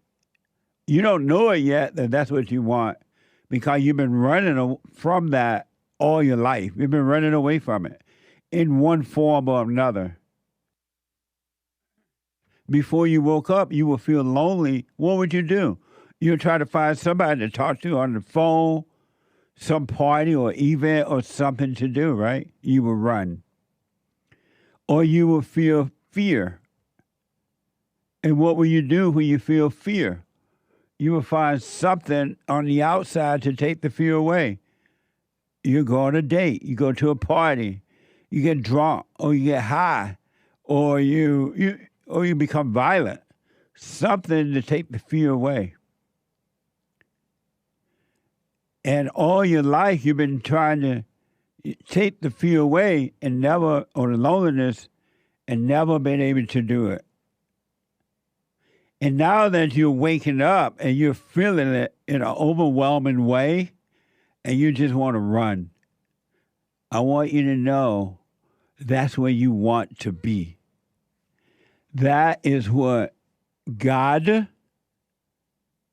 the Father, is trying to save you from. And so when that happened, and it happened to every man and woman that truly start working on themselves, it's not one that get past this. But when that happened, I want you to know you've been in prison all of your life because you've been hiding in prison in fear and in loneliness and in sadness and in suicidal thought and anxiety and worry. You've been hiding in that. Even the Christians who confess that Jesus is their Lord and Savior, they're hiding in prison of their imagination, of their ego, of the illusion. It's just an illusion. It's not even real. And so I want to encourage you, men and women, those who really are working on yourself. And you know what I mean by working on yourself. When these things happen and those emotions come, relax in it. Go with it. Live in it. Sleep in it. Drive in it. And don't do anything to escape it. Stay with it. And if people turn against you, because human beings are pure evil, their human heart, their human nature is evil. And the children of the lie will come after you because they hate the light in you, and they remember when you are darkness and you're changing, and they're not ready to change. They love their darkness, and so they're miserable inside, but they're going to come after you too because they don't. The spirit of evil doesn't want you to get away, even in your own family member, your blood. Let it go. Let them go. They've never been real anyway. They've been fake friends, fake family, fake husband, fake wife, fake everything. You're now seeing it. Be glad to see it and let it go. But don't you run from the false life, because that's the false life. The emotions, the worry, the sadness, the loss. You're losing a life, which is a false life, to gain a life.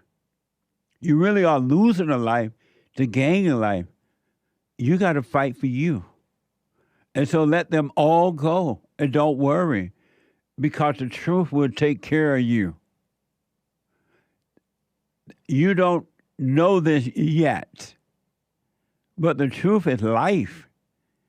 It will take care of you. It will guide you. It will provide for you. It will lead you, and you will never have to worry. But you got to be willing to let go. Really, you got to be willing to suffer through the pain of overcoming the world. If you're not going to be able to make it all the way with this, because that ego death feel like you. You have identified with, and ladies, even if you do, because some ladies cry, it's so painful, just let the tears come and let them pass. All right? Don't identify with the tears. And after a while, you will discover, well, who is crying? What am I crying about? But you got to go through it, ladies and gentlemen, if you want to be free. And the world will come after you. They were, especially people who grew up with you, people who know you, and they know the darkness that you were in at one time. They're not going to like the fact that you are getting away. And it's not them, it's the evil in them. Michael is a first-time caller out of Michigan. Michael, welcome to the show. You're on the air. Good morning, Jesse. How are you? All is well. Hey, listen, I am one of the probably hundreds of thousands of disenfranchised Christian white males that I'm 52. And I had a question for you that, I'm looking at moving overseas, lost my job, and tired of the corporate world, just tired of the DEI and people being promoted because it's like high school all over again. But for me, it's going to be a one-way trip. Like, I'll need to sell everything. And honestly, a lot of it is because of economics. But I would say the good majority of it is because culture. Like, I just don't find culture here, and looking at potentially, married, unfortunately divorced, just don't see any of the interest in investing. So I kind of want to get your guidance. I don't know if other people have called in with some similar aspects, but I just am at a point where I feel like there's really no other option. Have you called before, Michael? Nope. Oh, okay. And so your question for me is what? Well, I mean, basically, like, if you were in my shoes, what would you, I've done some praying. I'm not really getting a good sense. I mean, there's huge trade-offs to this. And again, only because it's going to be a one-way trip. Like, I don't really have family here that I could rely on, that if it didn't work out, I could come back. But then, I think ever since COVID, things have reset in society. Right. And so your question is what? Well, I mean, basically, if you were in my shoes, would you consider moving to another foreign country for a different culture, a less expensive way of life, people that are not so economically focused and getting the bag, and like what? Okay. And knowing what? Yeah. Well, I'm not in your shoes, but the one thing I can promise you, all the issues that you're having is inside of you. And when you move overseas, you're going to have the same issues you have right now or even worse, because all you're doing is taking those issues with you. Your issues are not with the world. It's not with the culture. It's not with DEI.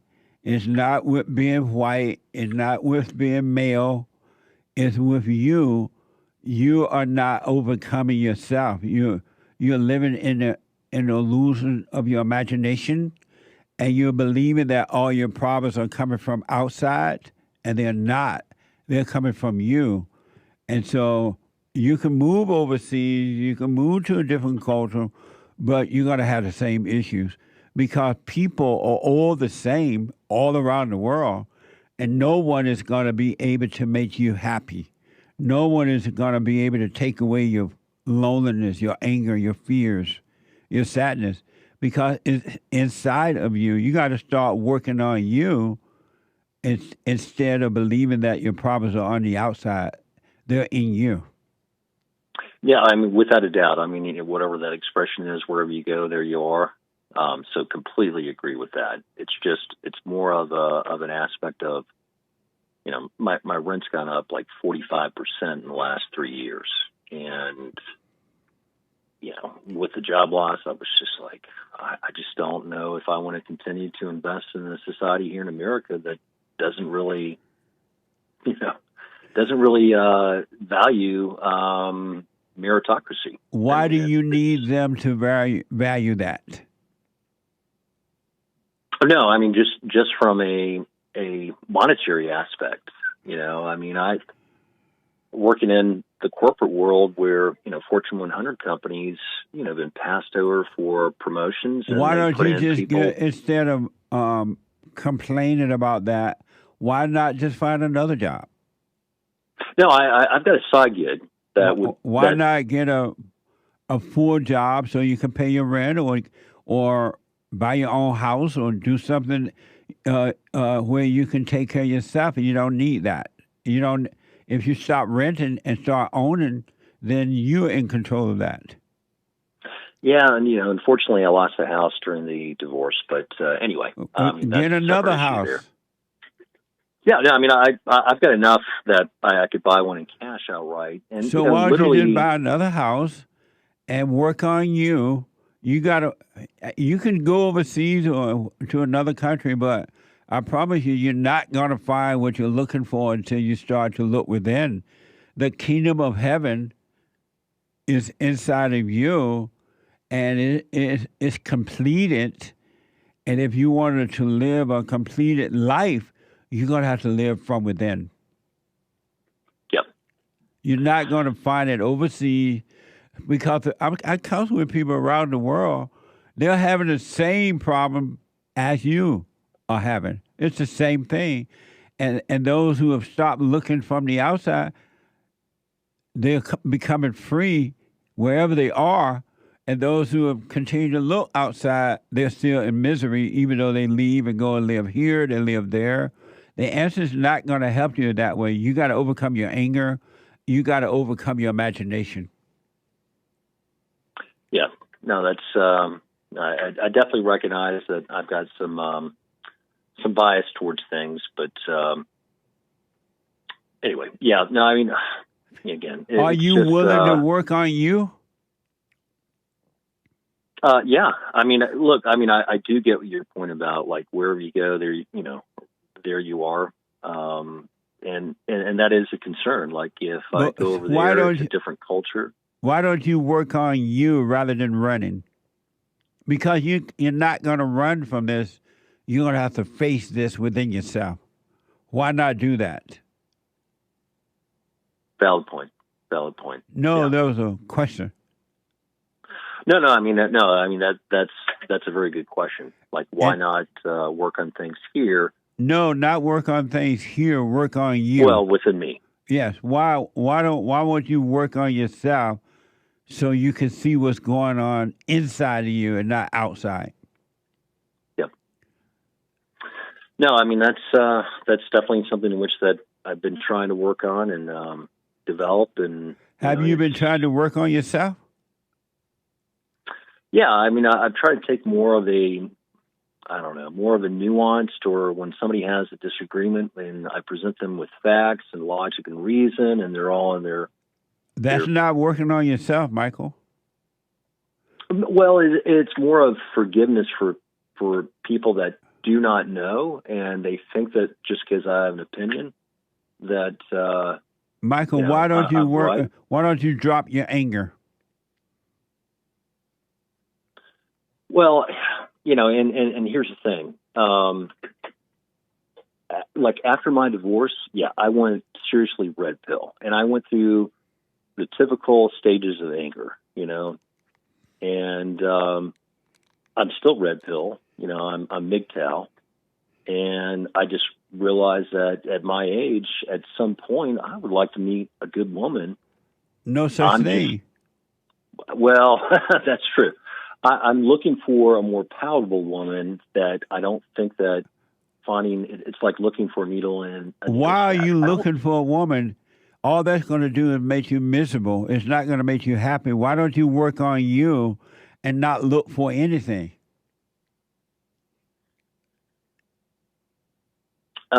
You just went through a bad marriage. You lost your house. You lost everything.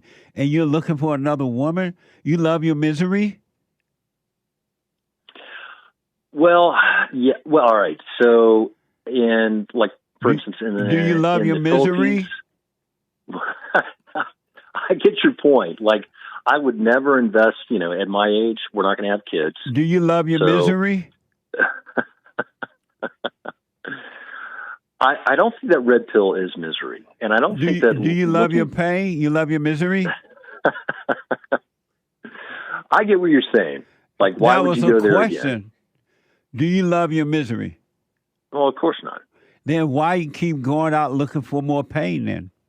Why not why not overcome your misery? Why don't you drop your anger? No, and I definitely think that I do have that element for sure. And that is something that I'm trying to work on. Why don't you drop your anger, Michael? No, I mean, valid point. I mean, no, there was a question. Why don't I? Yes. I think conviction, understanding, like I'm one of those people, and not just, be braggadocious or whatever, but knowing what I know, it's difficult for me to accept somebody that doesn't know. And when I present something, Michael, why don't you drop your anger? It's a valid point. No, that was a question. Like, why should I care? Nope, that's not it. That's not the question. Why don't you drop your anger? Probably ego. And so do you realize because of that, you're right back looking on the outside for something that's going to bring you more pain and misery? Can you hold Michael? Sure. Hold on. Let me take a break. I want to go back to Michael, and Michael is considering moving overseas somewhere, another country. And he is in his 50s, been married before, lost everything. I mean, the woman took the house and everything, the cat, the dog, and the children. Hey, Michael. Yes, sir. Thank you for holding. Why don't you drop your anger? No, I think that's a large part of it. Listen, I was thinking like during the break. Have you ever watched Kevin Samuels? Why don't you drop your anger, Michael? I could, but it wouldn't bring me back into reality of where things are here. Why don't you drop your anger, Michael? So, what, to be naive about where things are culturally? Why don't you drop your anger, Michael?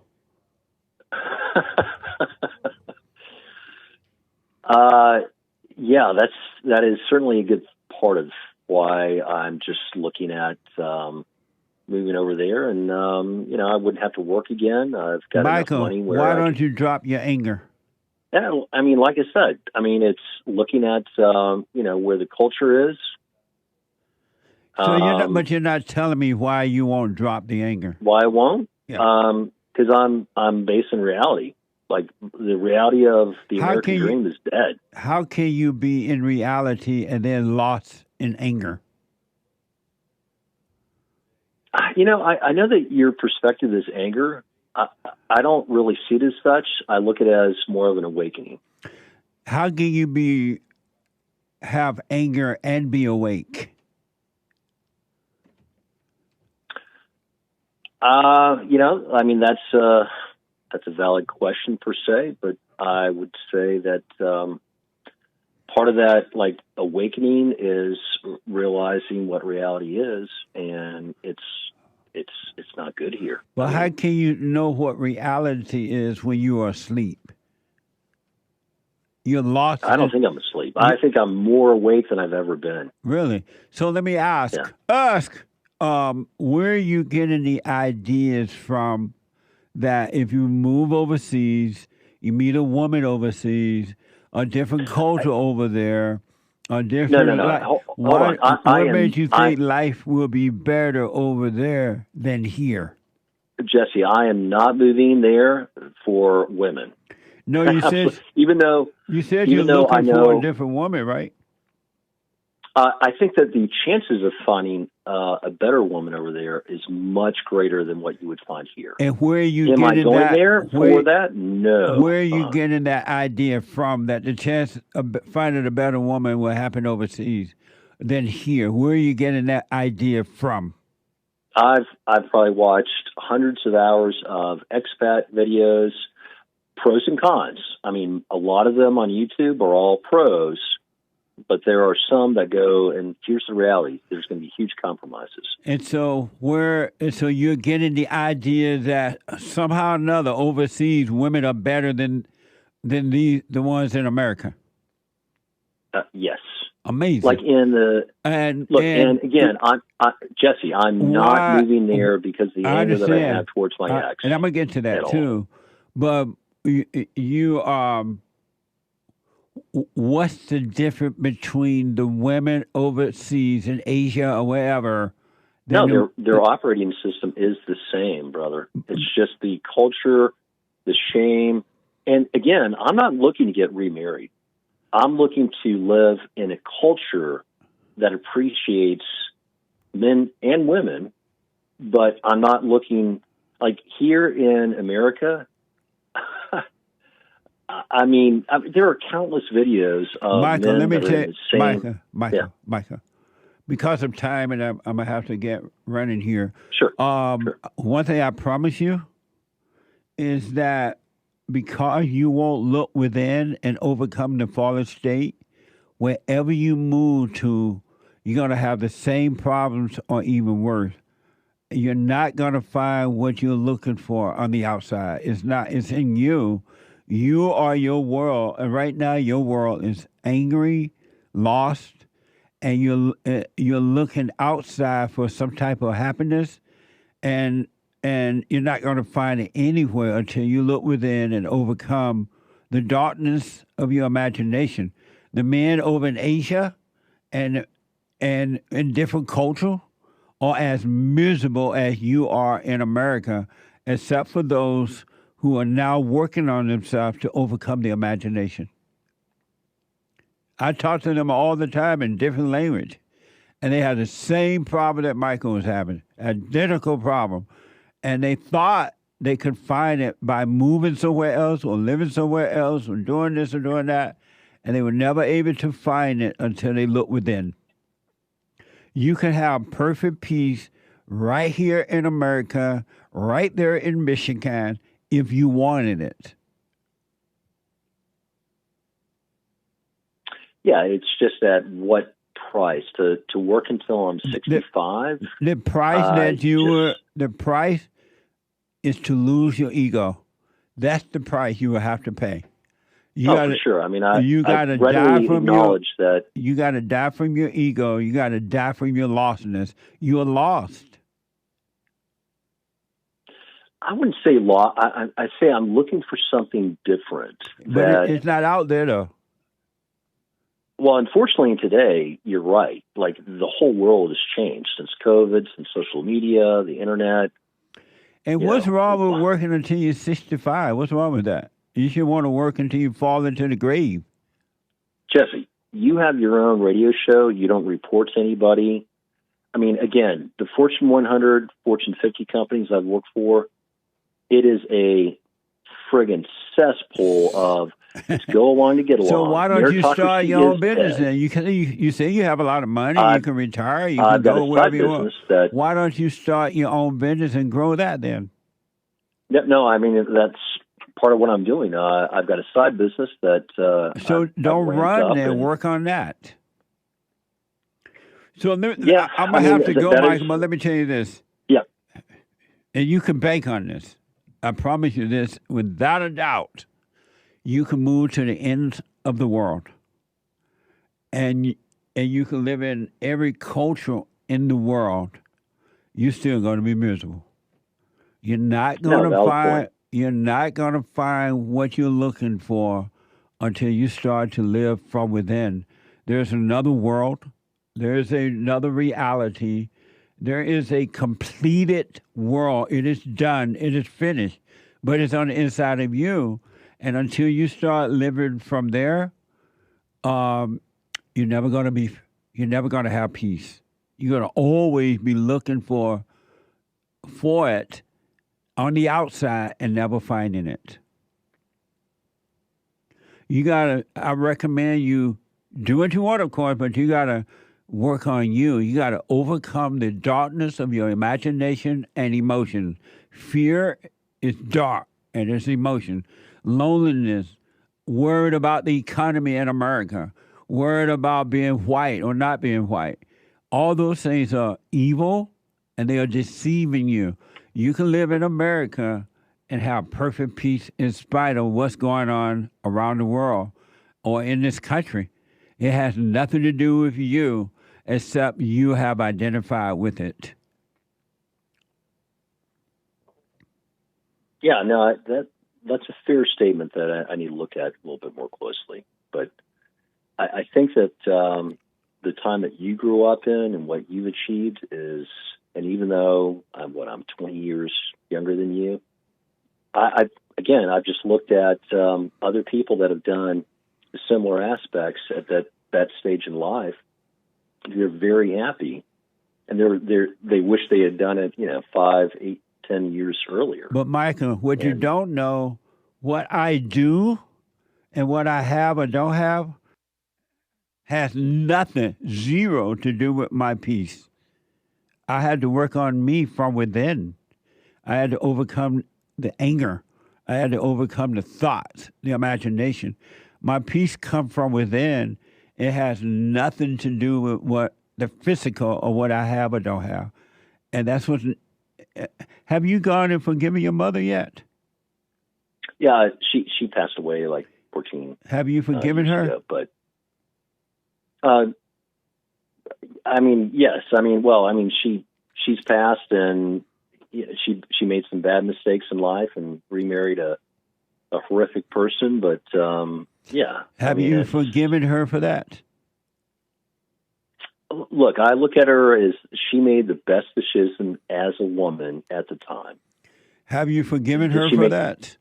Of course. I mean, that was her nature. I mean, she went from getting divorced from my dad, marrying a good man. He passed away, and married a horrific man afterwards, and really destroyed the whole family dynamic. Have I forgiven her? No. I mean, yes. I mean, that is a female, prerogative of like she was looking for security. How do you know that you have forgiven her?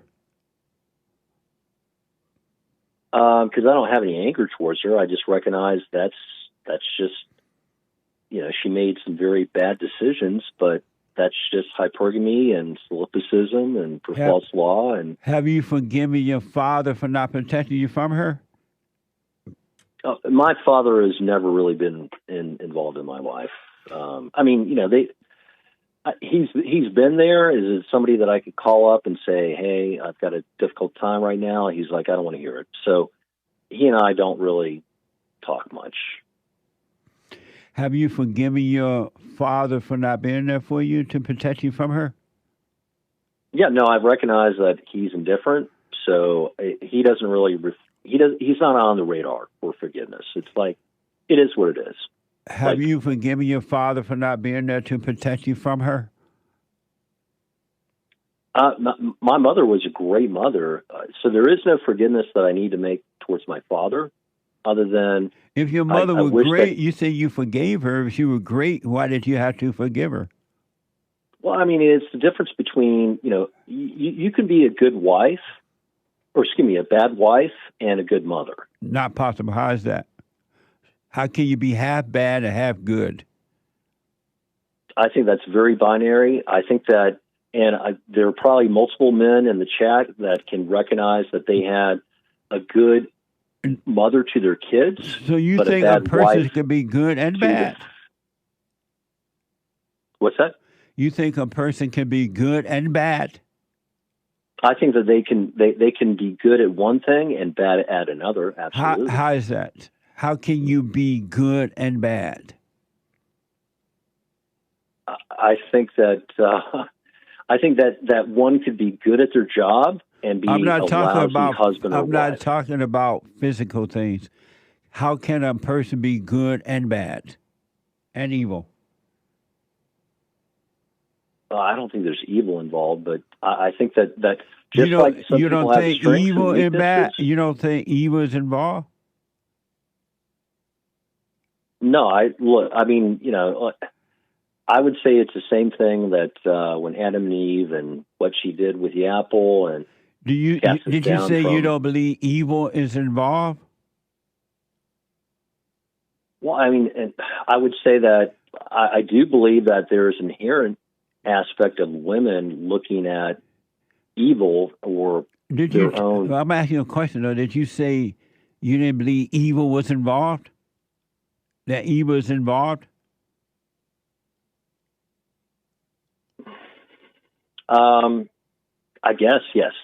Yes. What? I mean, like, was there even involved with my mom selecting her third husband? And again, divorced, widowed, married third time, so it's not like she's just running through a whole bunch of men. Like my mom. Did you say you didn't believe evil was involved? Oh, well, I mean, I think that's like did the you inherent say that? nature of. I'm not here. Did you say that?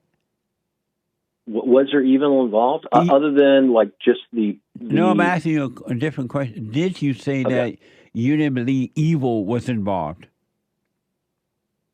I mean, other than like I'm asking you, did you say that? Just now. Did I say that? No. Oh, you didn't say, I don't think evil was involved?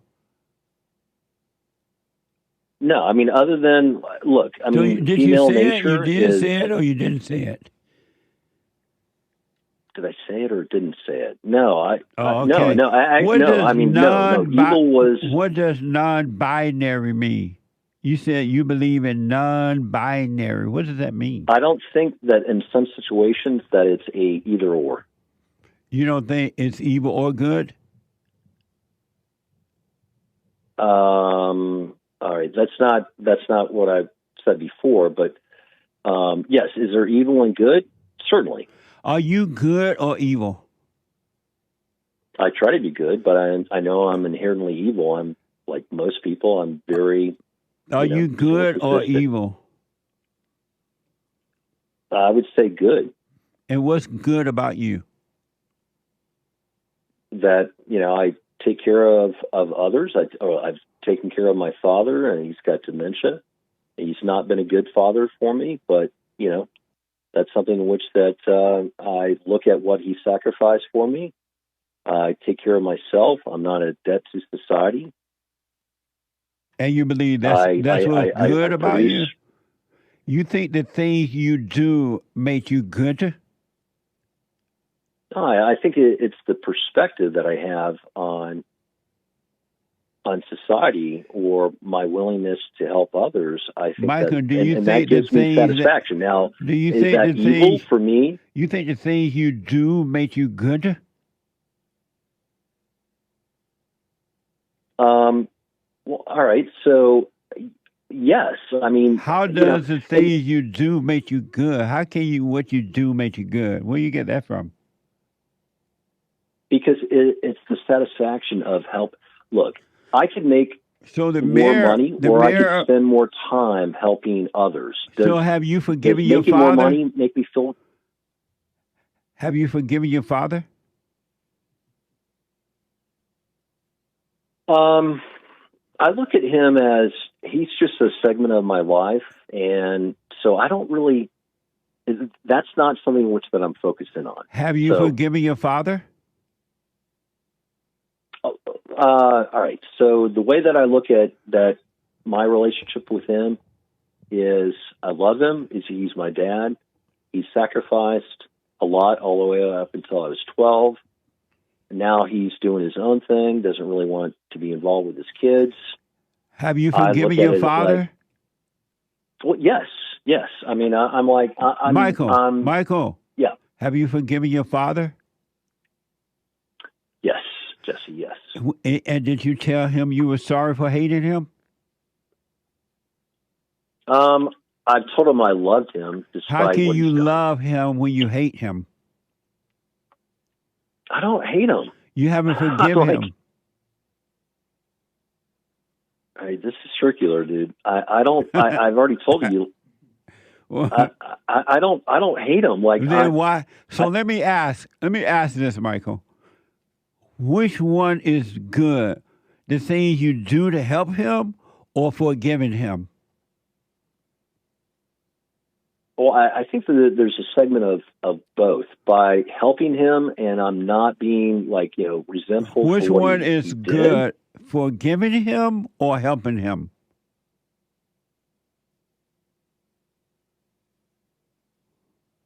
If I had to choose between the two, and I have to look at it by helping him, that makes me feel as though I'm better than what he has done for us.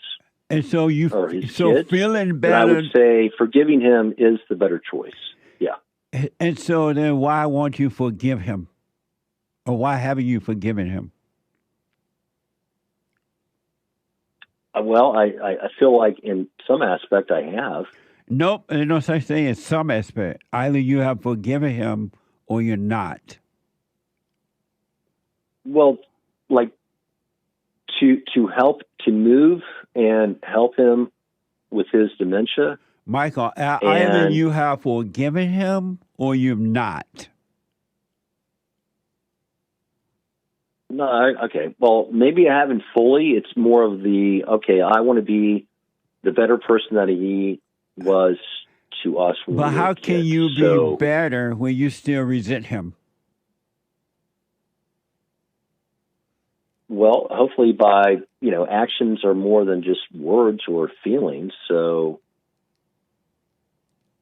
I just look at it as all right, maybe he did us dirty when we were young and he pretty much left us. And so even though now he's in a position where I can't help him, I have. Michael, feeling good is not being good. You feel good because you're doing these things for him, but in your heart, you're still wicked. You're still judging him. You still resent him. And yet you call yourself good because you're doing these things and you feel good and you think feeling good is making you good, and it's not. It's making you evil. It's making you lost.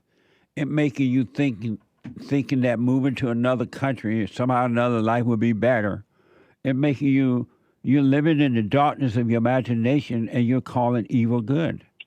And I got to run, but if you want to be free, here's what I recommend. And if not, you can definitely go overseas and give it a try and see what happens. That's your life, right? But until you forgive your mother for what she's done by realizing that she couldn't help herself, and forgive your father for not being there for you. When he left your mother. He didn't leave you. He loved you. Fathers love their children. They just don't know how to deal with the mothers. And so forgive your father. You got to go to him. Hey, Father, I'm sorry for resenting you. Because your marriage has failed because you married your mother. You weren't able to be there and guide your wife in the right way. And so you've done exactly what your father have done. And if you have children, hopefully your kids will forgive you and they don't repeat the same cycle. because as long as you have that anger in your heart and limiting your imagination, no matter where you go in the world, you're still going to be with Michael and you will still be miserable. You got to forgive and practice staying present with life so you can have a life. Yes, certainly something that I'll take away and think about. Yeah. Jesse, I appreciate your insight, brother. Yeah, so give it a try. You have nothing to lose but hell. And then if you move to another country once you're free, you're still going to have freedom within no matter where you go. But I promise you, you can have perfect peace right here in America, no matter what's going on around you. You are not the world, you are your world, which makes you the world. But if you don't live from your world, then you're of the world and you're going to suffer. You're going to become a mid-child. I appreciate it. Thank you so much, G. Let me know how it goes, all right? All right, I will. All right, buddy. Take care. All right.